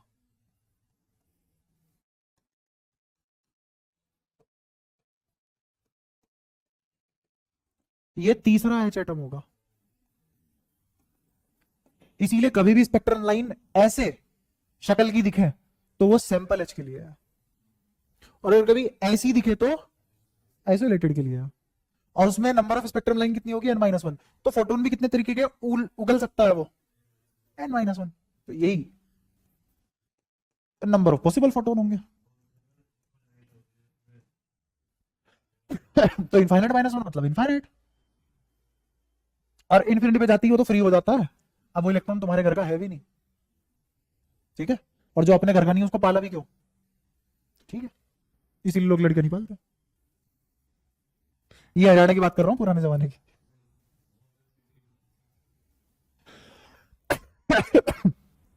ज्यादा कोई परेशानी तेरे साथ नहीं है केस, कभी घर में जाकर रोने लगे, हाँ, क्योंकि तेरे पापा है पढ़े लिखे काफी, तो उनके साथ ऐसा कुछ नहीं है।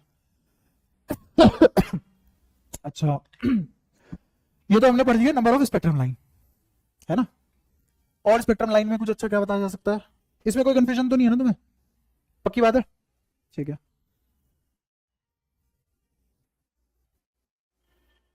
हाँ, एक ऐसा भी वेरिएशन होता है स्पेक्ट्रम लाइन का, जैसे मान लो कोई पूछे कि किसी n2 से n1 में आए, अब बताओ कितनी स्पेक्ट्रम लाइन पॉसिबल होंगी, एग्जांपल के तौर पे 4 हो गए ना, तो कोई कह रहा है 4 से 2 पे आने पे कितने कॉम्बिनेशन बन सकते हैं,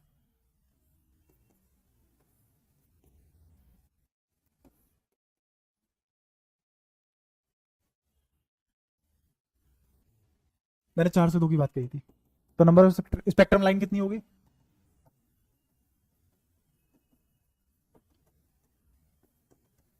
इसमें अब ना तो ये फॉर्मूला लगेगा, अब ना ही कहां गया ये वाला फॉर्मूला लगेगा, ये NC2 ही, ये लिख लो, ये NC2 ही क्या किसके बराबर आता है, n into n-1/2,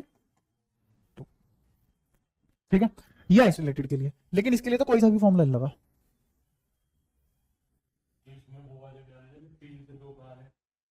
जो 3 से 2 पे आ रहे हैं वो भी आएंगे, बट एक ही तो आ सकता था इसके लिए 3 से 2 पे। जैसे एक और बताता हूं, इस बार में बार कोड नहीं बना रहा या फिर जो भी है नहीं बना रहा, मैं सीधा लिख रहा हूं, अगर मैं बोल दूं कि 10 से 6 पे आने पे कितनी पॉसिबिलिटीज होंगी, हाँ हाँ, अगर मेरे पेस पे चलते तो आंसर 6 आ जाता, कभी का, आओ, जब 10 हो जाए गिनने का तुम्हारा काम है,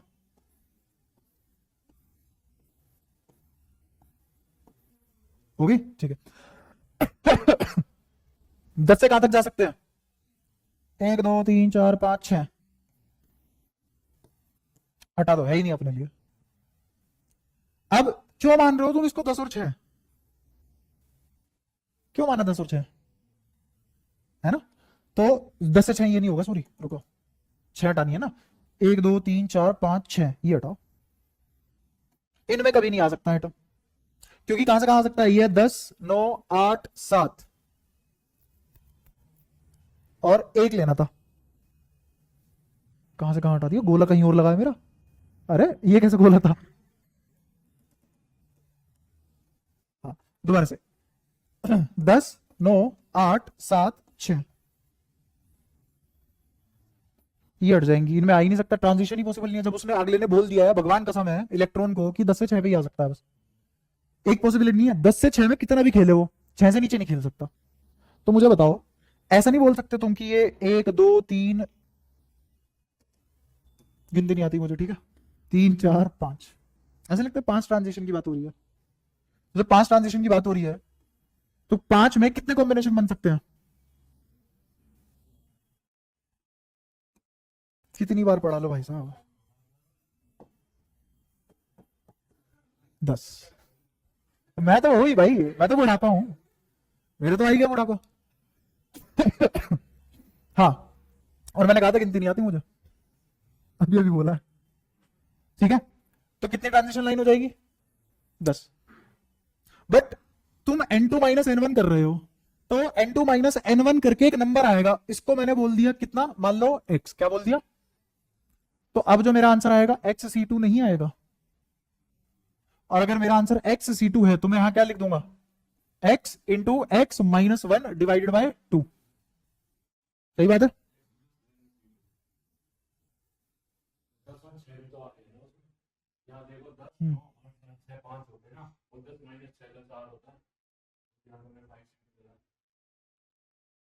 यहाँ 5c2 कराया ना, 5c2 कितना आता है, 10 आता है। ट्रांजिशन भी कितने हैं, 5, तो 5 के लिए 10 आता है ना, तो फॉर्मूला तो वही काम कर रहा है ना, nc2, nc2 ही तो काम कर रहा है, तो यहां पे भी तो xc2 काम करेगा।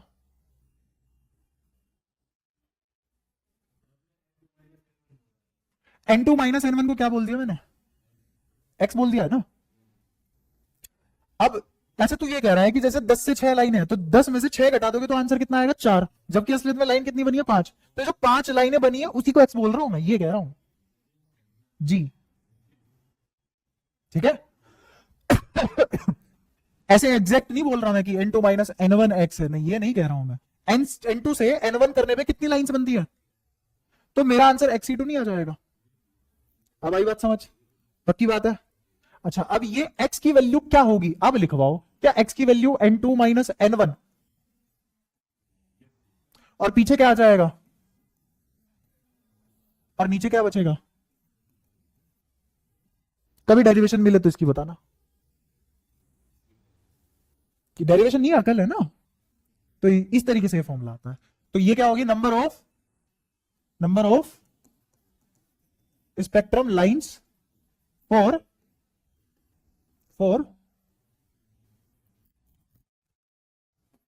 ट्रांजिशन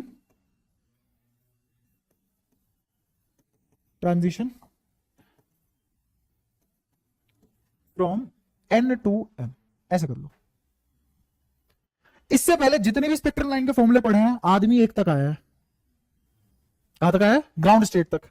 यहां ग्राउंड स्टेट तक नहीं आया, उसका भी हमने निकाल लिया फॉर्मूला, और यही क्या बनेंगे, नंबर ऑफ फोटॉन्स। और ये किसके लिए है, एटॉमिक एज सैंपल के लिए।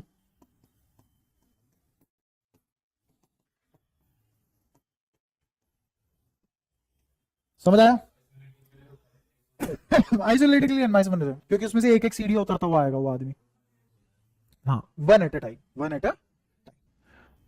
अगेन, ये जो मैंने तुम्हें इतना सब कुछ समझा के करवाया, इसलिए करवाया कि तुम फॉर्मूला रट लो सिचुएशन के लिए। मैंने इसलिए करवाया, सिचुएशन समझो, फॉर्मूला क्या तेल लेने, तुम्हें समझ में आना चाहिए आंसर कैसे निकालना है। ये जो मैंने n इंटू n माइनस 1/2 लिखा है, ये एक जनरल क्वेश्चन लिया मैंने, उसका आंसर निकाला। तो स्पेसिफिक क्वेश्चन का तो आंसर निकाल ही लोगे अब, ठीक है। यहां पे तुम्हारा स्पेक्ट्रम लाइन भी खत्म, ठीक है। इससे बढ़िया स्पेक्ट्रम लाइन हो नहीं सकता था। सब समझ में आया, स्पेक्ट्रम लाइन 3 तरीके से निकाली जा सकती है। पहला सैंपल एज के लिए, तो उसके लिए nc2, फिर दूसरा आइसोलेटेड के लिए, और फिर तीसरा सैंपल एज के लिए। लेकिन n बराबर, सॉरी, उसका आखिरी स्टेट 1 नहीं है, ग्राउंड स्टेट में नहीं आ रहा, इलेक्ट्रॉन किसी बीच स्टेट में अटक गया है। तो तीनों तरीके की स्पेक्ट्रल लाइन समझ में आई, और हमने कोई फॉर्मूला नहीं रटाया, ठीक है। क्योंकि जो एग्जाम तुम प्रिपेयर कर रहे हो उसमें मतलब किससे होता है, समझ से। क्योंकि एडवांस में नहीं आ रहा कभी वो सवाल जो तुमने देखा होगा। एडवांस में हमेशा वही सवाल आएगा जो तुमने जिंदगी में कभी नहीं देखा। तो लगा लेना फिर फॉर्मूले। अच्छा, जैसे एक छोटा सा सवाल देखो, कुछ कुछ सवाल बता देता हूँ तुम्हें स्टैंडर्ड से। आयनाइजेशन एनर्जी, आयनाइजेशन पोटेंशियल निकालो 2+ के लिए। निकालो फटाफट, अगला लिख रहा हूं मैं तब तक। आयनाइजेशन पोटेंशियल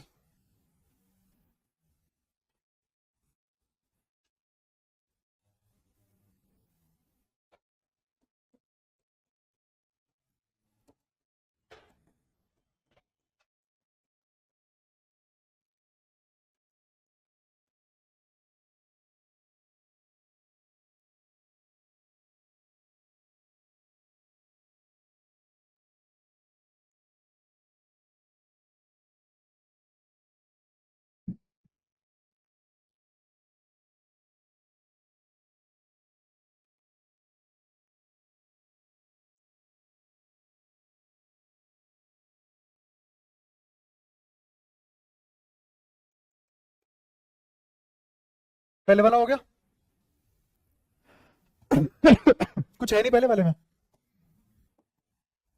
निकाल लिया। ये आयनाइजेशन पोटेंशियल है ना। आयनाइजेशन एंथैल्पी माइनस E1, ई इन्फिनिटी तो 0, और ये minus minus plus Li2 plus. Li2 plus मतलब हाइड्रोजन की तरह बिहेव करेगा, सिंगल स्पीशीज इलेक्ट्रॉन, है ना। अच्छा, अब मुझे बताओ इसकी एनर्जी क्या लिखी जाती है? 13.6 into Z square. Z square कितना होगा इसका? 9 डिवाइडेड बाय 1, क्योंकि हमेशा E इन्फिनिटी माइनस E1 लिखा जाता है bye 1।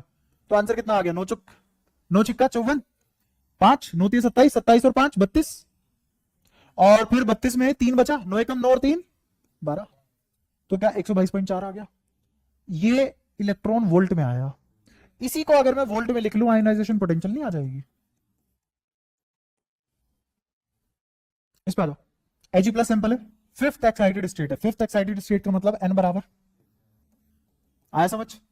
Number of spectrum line कितनी होगी अब? 15। कुछ ट्रांजिशन याद भी हो जाने चाहिए ना, जैसे 10 हो गया, वो किसके लिए होता है? 5 लाइन के लिए। हाईएस्ट ट्रांजिशन कौन सा बनेगा?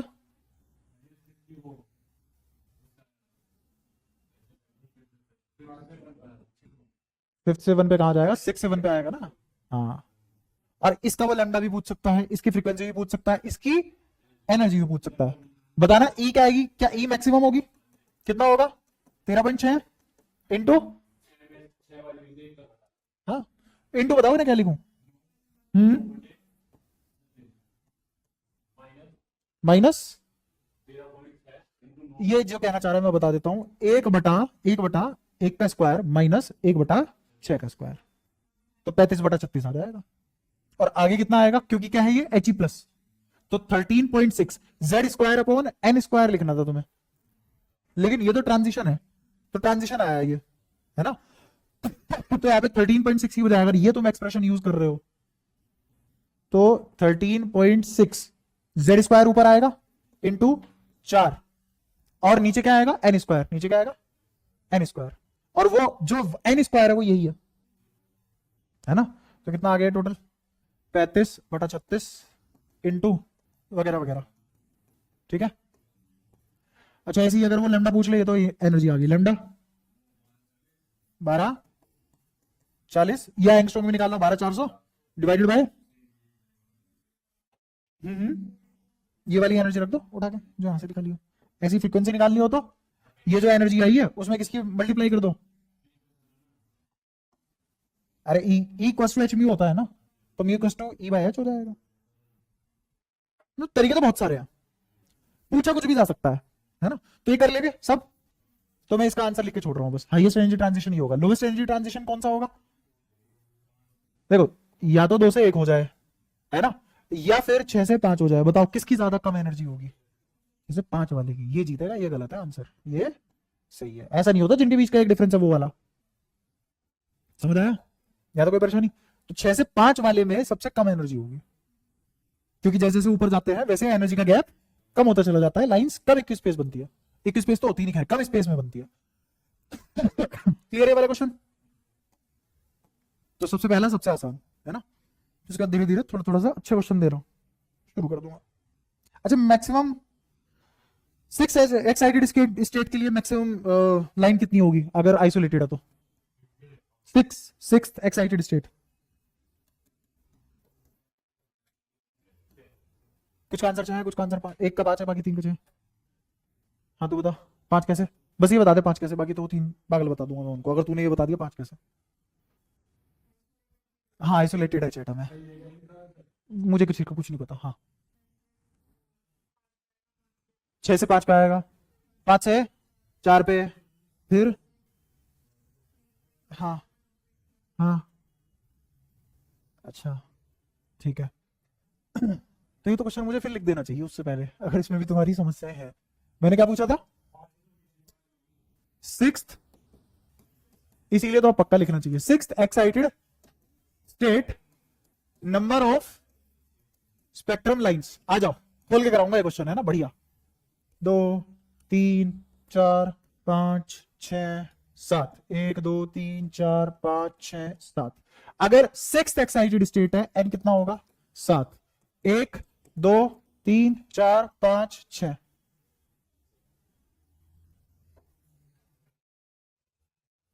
कुछ कराना रह गया अब? चलो फॉर्मूला लगाते हैं, n-1। एन कितना है?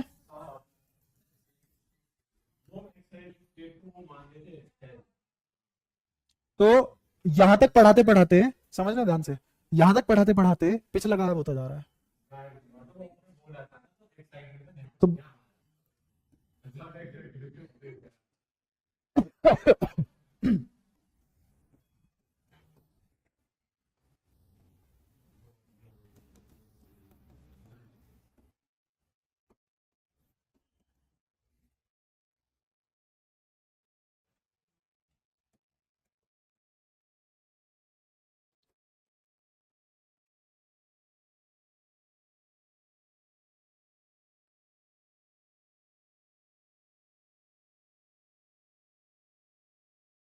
मल्टीपल चॉइस करेक्शन है इसमें, एक से ज्यादा ऑप्शन सही हो सकते हैं।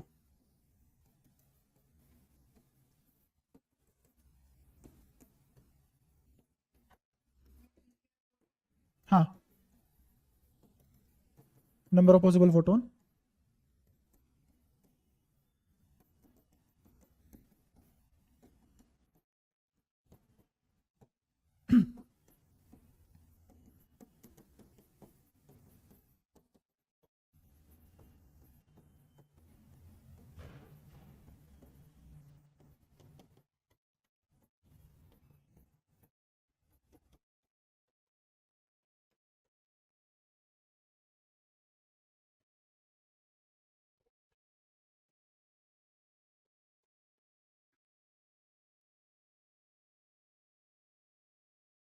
तुम सोचना चालू करो तब तक।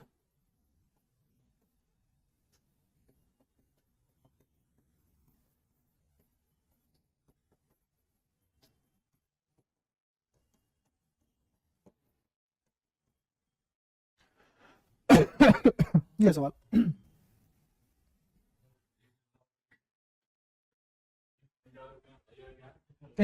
इंफ्रारेड इंसिडेंट रे बोल रहा हूँ। यूवी मतलब अल्ट्रावायलेट और आईआर मतलब इंफ्रारेड।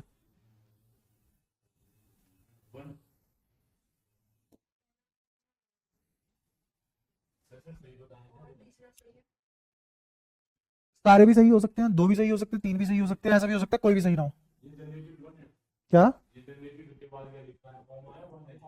कोमा?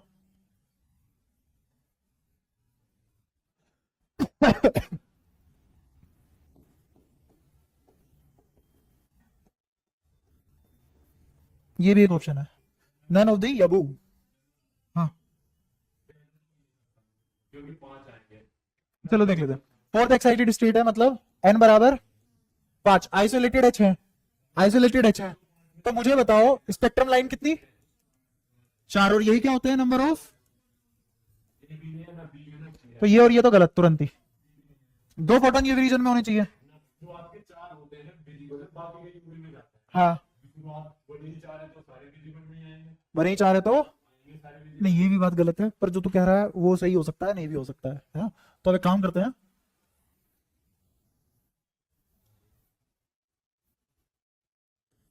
1 2 3 4 5। हाँ हम जब चलो 4 में पूरे नीचे तक आए थे बर्फ पे, एनर्जी गेन ज्यादा था, वो तब भी शुरुआत के 4 यूवी में नहीं जा पाए थे, विजिबल में रह गए थे। अब तो हम 4 से 3 पाएगा, या 3 से 2 पाएगा, 2 से 1 पाएगा, है ना। 5 है तो हाँ 5 से 4 पाएगा, 4 से 3 पाएगा। अब तो एनर्जी गेन बड़े वाले से 5 या 4 जो भी उससे 1 में, उससे तो कम ही है, तो कैसे यूवी में चला जाए। मुझे बता 1 तक तो आएगा ही आएगा, सीधा 5 से 1 पे नहीं आएगा ना, तो यहां से यहां आ गया तो भी तो यूवी में चला जाएगा। इतना एनर्जी गेन कभी होगा। 10.2 इलेक्ट्रॉन वोल्ट का होता है, अक्खल I1 यूवी का है। बोलिए जनाब। 10.2 का तो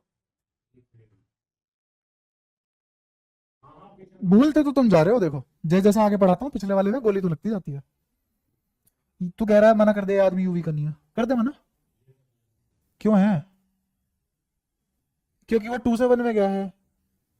as long as it is falling to n बराबर 1 यूवी में जाएगा, गारंटी है। पता नहीं इसमें से कौन सी बात समझ नहीं आई तुझे। ये आदमी किसका है? ये यूवी का है क्या? ये यूवी का है क्या? अगर मेरा इलेक्ट्रॉन फर्स्ट तक पहुंचा है, n बराबर 1 के दरवाजे तक कहीं से ही पहुंचे, किसका आदमी है वो? यूवी का। तो तुम तो फीलिंग के साथ करने लग गए, इंफॉर्मेशन बाहर में गई तुम्हारी। एक ट्रांजिशन में थोड़ी ना यूवी आ जाएगा, अरे वो 1 तक आया तो आएगा यूवी में। आई बात समझ?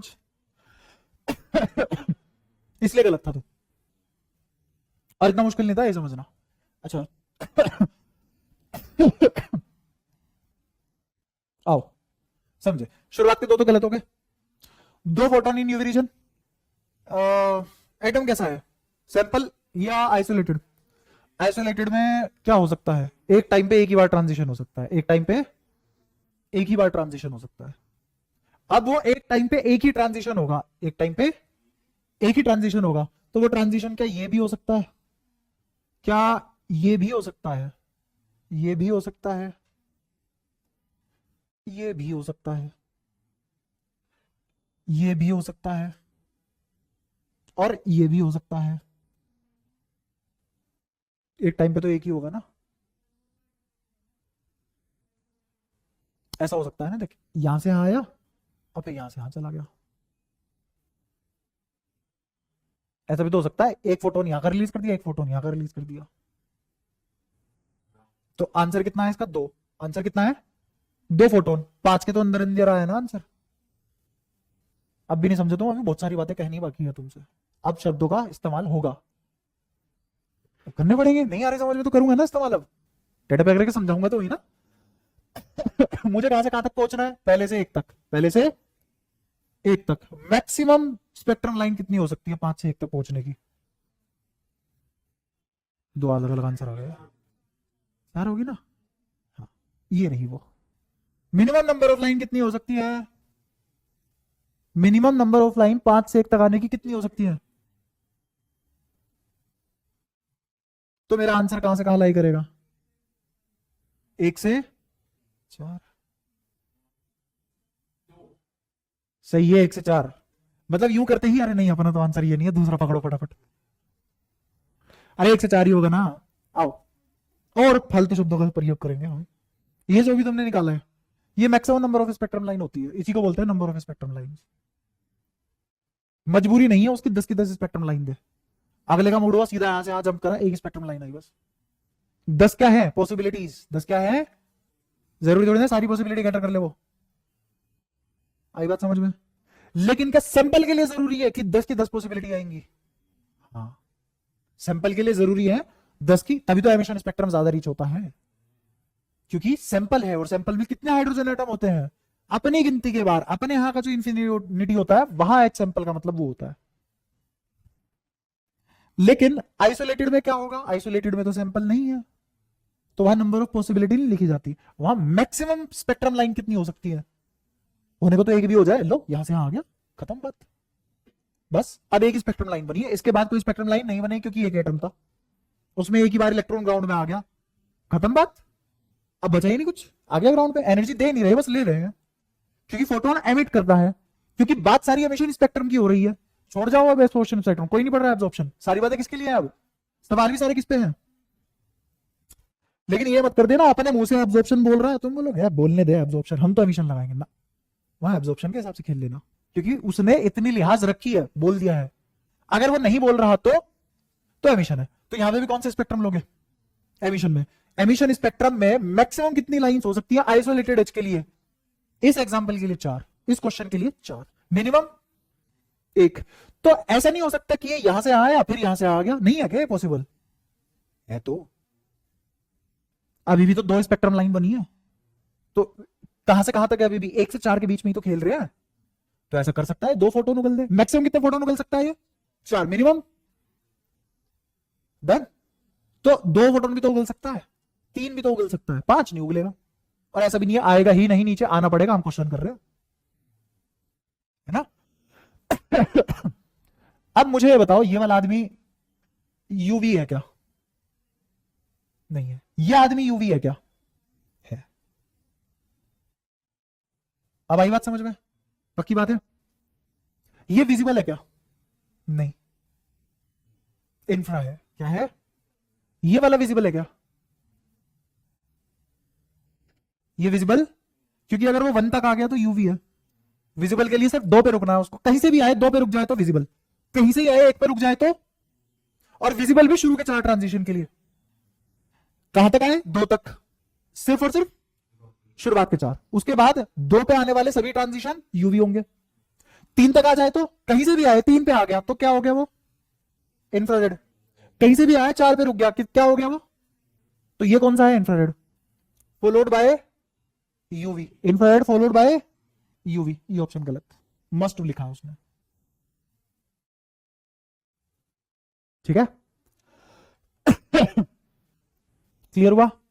क्योंकि इस इंफ्रारेड के बाद विजिबल फॉलो नहीं हुआ, क्या फॉलो हो गया? समझ आया?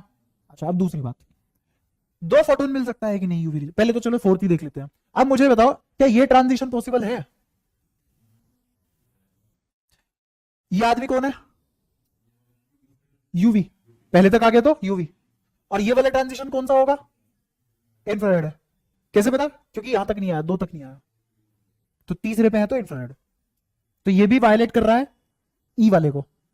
और अभी तो खैर 4th वाला, एफ वाला भी कंफर्म करना बाकी है। अच्छा, ऐसा हो सकता है क्या कि एक आदमी तो यहां से यहां तक आया, फिर एक आदमी यहां से यहां तक आ गया, फिर एक आदमी यहां से यहां तक आ गया? ये कौन है? ये कौन है? ये कौन है? और पॉसिबिलिटी है 3 ही तो ट्रांजिशन हुए हैं बस। आई बात समझ? तो यहां पे मुझे बताओ, इंफ्रारेड को क्या फॉलो किया किसने? हो सकता है ऐसा? मस्ट नहीं लिखा उसने, उसने बोला फॉलोड हो जाएगा, हाँ हो जाएगा। आई बात समझ? तो एफ तो गलत हो गया, अगर एक भी सही हो गया तो एफ गलत हो गया। अच्छा, ऐसा भी तो हो सकता है, सुनना ध्यान से।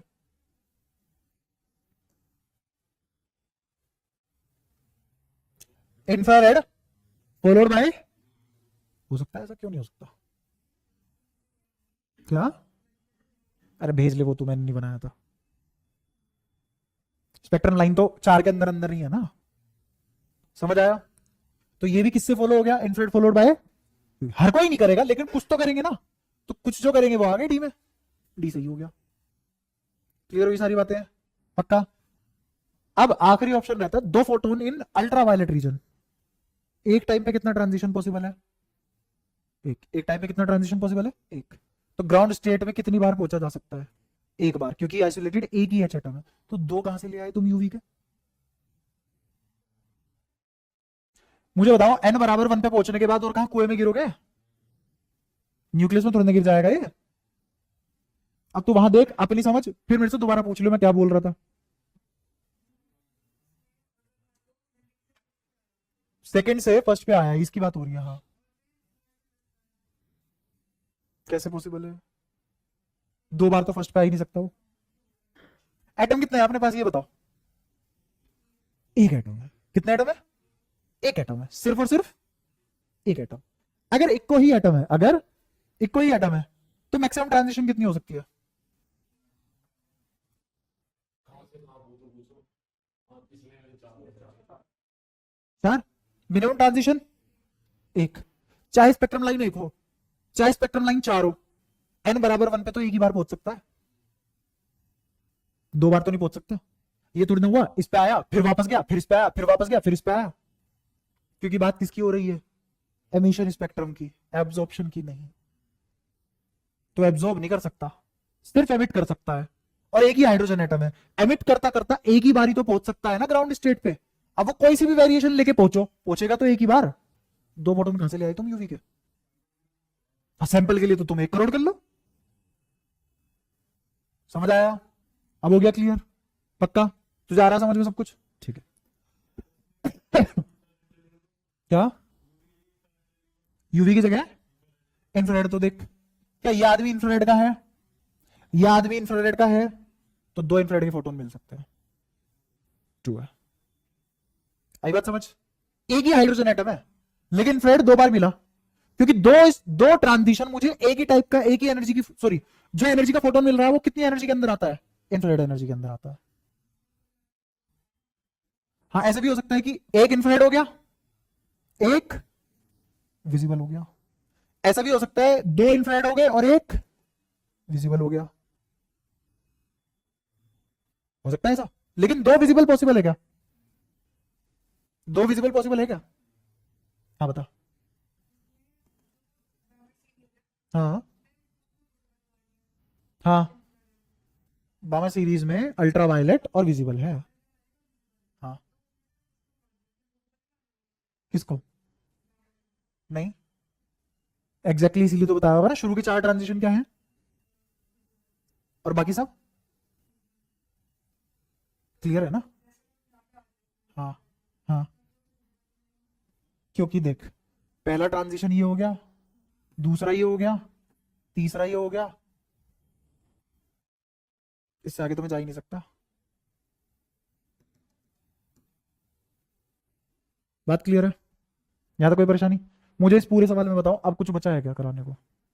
क्या एक एक बात समझ में आई है? पक्की बात है? श्योर? तो मैं नोट करते एक बार कितना लगा इस सवाल को करने में। वहां बैठ के मैंने समझा है ना, अब ज्यादा शब्दों का प्रयोग करना ही पड़ेगा।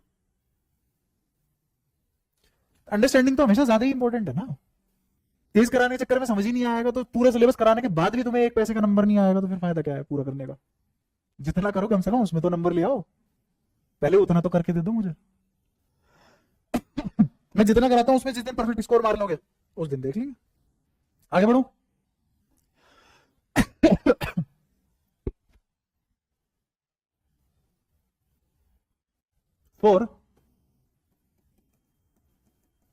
fourth excited state, find number of H atoms required. Fourth excited state है तो कितने number of hydrogen atom required होंगे सारी पॉसिबिलिटी कैटर करने के लिए, to counter all the possibilities?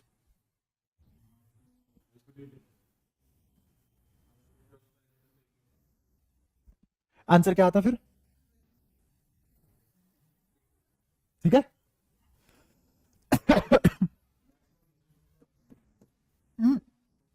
बस तुम ये बता दो कितना हाइड्रोजन चाहिए होंगे, कितना हाइड्रोजन एटम चाहिए होंगे। मिनिमम ही पूछूंगा मैं, मैक्सिमम क्यों पूछूंगा? इनफाइनाइट ले ले, मैक्सिमम कितने ले ले, सारी पॉसिबिलिटी कवर हो जाएगी। बट मैं क्या पूछ रहा हूं, मिनिमम कितना हाइड्रोजन एटम लूं कि मेरी सारी की सारी पॉसिबिलिटी आ जाए। एक्साइटेड स्टेट फोर्थ है, तो सवाल ही समझा दूं पहले तो तुम्हें। आओ बस, या एक और? क्यों? तुम्हें क्या, मैं तो 4 लिखा, वो एक्साइटेड है तो n बराबर 5। कितनी पॉसिबिलिटी होती है सिंपल के लिए? 5 से 10 पॉसिबिलिटी होती है। ये 10 पॉसिबिलिटी की 10 की 10 चाहिए मुझे। कितनी चाहिए? 10 की 10। कितने मिनिमम हाइड्रोजन एटम चाहिए होंगे मुझे? आंसर क्या तुम्हारा? 10। तो पहले तो मैं एक बार यहां छोटे से मैं पॉसिबिलिटी बना लेता हूं, है ना, ताकि मैच करवा ले कि सारी की सारी पॉसिबिलिटी मैच होगी कि नहीं होगी। तो पहले पॉसिबिलिटी बनाने का सबसे आसान तरीका क्या है, सबसे ऊपर वाले लेवल को लपेटो, कितनी बनेगी 4, फिर उससे नीचे वाले लेवल को लपेटो, कितनी बनेगी 3, फिर उससे नीचे वाले को कितनी बनेगी 2, फिर उससे नीचे वाले को 1, तो टोटल स्पेक्ट्रम लाइन 10। ये हमारा स्टैंडर्ड आ गया। ये तो आता है सैंपल से, बट अब मुझे सैंपल से नहीं लाना, मुझे सिर्फ और सिर्फ गिनती के कम से कम हाइड्रोजन से लाना है। बात समझ में आती है? एक हाइड्रोजन एटम है, टप्पा खाने वाला बदतमीज आदमी। ये सब किसकी स्पेक्ट्रम लाइन है? एक हाइड्रोजन। अब तक कितना हाइड्रोजन एटम पूरा हुआ है? एक ही हाइड्रोजन एटम 4 पॉसिबिलिटी दे गया। 10 कैसे आंसर आ रहा था तुम्हारा? 10 तो नहीं आंसर। हम मिनिमम भी ले रहे हैं तो ठीक है, सैंपल का मतलब समझ लो, सैंपल कितने मिनिमम हाइड्रोजन का लूं, ले। ऐसा करने से आंसर बदल जाएगा क्या फिर? तो कौन कौन सी लाइनें मार ली हैं, इधर काटते रहो। ये लाइनें मर गई, ये दोबारा नहीं लूंगा मैं, ये अब दोबारा नहीं लूंगा। अब कौन कौन सी लाइन बची है? ऐसा भी तो हो सकता है ना कि ये आदमी यहां से यहां जाए, आना बंद तक ही पड़ेगा, क्योंकि एक हाइड्रोजन एटम है, उसको यहां से यहां तक लाएंगे, पॉसिबिलिटी गिनेंगे। और एक पॉसिबिलिटी क्या ये ले सकता हूं मैं? नहीं, क्यों? यहां कवर हो चुकी है, तो यही लेनी पड़ेगी अगर खेल पूरा करवाना है। ये किसका काम हुआ? एक हाइड्रोजन का। तो कौन कौन सी लाइनें काट दूं वहां से? कौन कौन सी लाइनें काटूंगा? एक तो टॉप से 2 वाले पे आने वाली के काट दूं, और ये वाली काट दूं। डन है? ठीक है। इसको भी इसी कलर से बना लो ताकि तुम्हें पता लगता रहे कि वहां से यहां कॉपी कर लिया हमने। अच्छा, फिर और क्या पॉसिबिलिटी हो सकती है? अब यहां से यहां तक तो मैं जा ही नहीं सकता ना, यहां से यहां तक भी नहीं जा सकता, बना ली। अब कहां से कहां तक जाऊंगा? यहां से यहां तक। क्या ये पॉसिबल है? क्यों नहीं है? अरे तो यही वाली यहां जाएगी ना, ये ऑलरेडी बना चुका हूं। उसको अलग से एक स्पेक्ट्रम लाइन नहीं गिनेंगे, उसको एक अलग से स्पेक्ट्रम लाइन नहीं गिनेंगे, बट ऐसी पॉसिबिलिटी दिखेगी ना मुझे। तो अब कौन कौन सी काट दूं मैं? ये काट लूं, ये वाली कौन सी है? ये वाली कट गई, और ये वाली एक बार फिर से कट गई। बट बना नहीं रहा मैं, क्यों? क्योंकि इस डायग्राम में मैं डिफरेंट बनाऊंगा सिर्फ। ठीक है, तो कितना हो गया? एक और हाइड्रोजन पहुंचा है, ये ग्राउंड तक भी पहुंचा है, यही कॉपी हो गया यहां। ठीक है, चाहूं तो मैं ऐसे बना सकता हूं दोबारा, मुझे कोई दिक्कत नहीं है। ठीक है, बट मैं क्यों नहीं बना रहा हूं उसका रीजन बताऊंगा। ठीक है, सुनते रहो अभी। अच्छा, और कौन सी बच गई? एक डायरेक्ट तो होगी, इसको तो सबसे आखिरी में बना लेंगे हम, उसकी लोड नहीं है अपने को। ठीक है, अच्छा, एक लाइन ये भी तो बची हुई है ना, ऊपर वाली ये कॉपी हो जाएगी, यहां हो जाएगी। तो एक हाइड्रोजन एटम इस तरीके से भी सारी की सारी पॉसिबिलिटी दे सकता है ना। तो और कौन सी लाइनें हटा दूं अब मैं? ये वाली हटा दूं। ठीक है, और एक ये वाली फिर से हट गई, कोई परेशानी? क्योंकि एक लाइन है 2 बार आएगी, तो क्या वो डिफरेंट लैम्डा को कंट्रीब्यूट करेगी, डिफरेंट फ्रीक्वेंसी को कंट्रीब्यूट करेगी, डिफरेंट एनर्जी को कंट्रीब्यूट करेगी? नहीं, वो बस इंटेंसिटी बढ़ाने का काम करेगी, इसलिए नहीं बना रहा हूं, क्योंकि वो डिफरेंट टाइप की लाइन नहीं है। ठीक है, तो अच्छा, एक हाइड्रोजन एटम यहां हो गया। और एक कौन सी रहेगी? 4 से 2 वाली, ये वाली। अब ये तुम इतनी जल्दी क्यों बता पाए 4 से 2? क्योंकि तुम वहां से यहां देख रहे हो किस किस पे क्रॉस लग चुका है, तो फाइनली इस पे भी क्रॉस लग गया, और उसके बदले एक ये वाला क्रॉस और ये वाला क्रॉस तो आ ही जाएगा। और मैं क्यों नहीं बना रहा हूं दोबारा? क्योंकि वो इंटेंसिटी में कंट्रीब्यूट करेगी, डिफरेंट स्पेक्ट्रम लाइन नहीं है, वो मैं बना चुका हूं, उसकी पॉसिबिलिटी क्रिएट कर चुका हूं। तो ये एक हाइड्रोजन एटम हो गया, क्लियर हुआ? अब एक आखिरी जो बचा है, क्या मैंने 10 की 10 पॉसिबिलिटी बना ली है इधर, और अब ये वाली लाइन भी क्रॉस में आ गई। आंसर क्या आया? ये आंसर।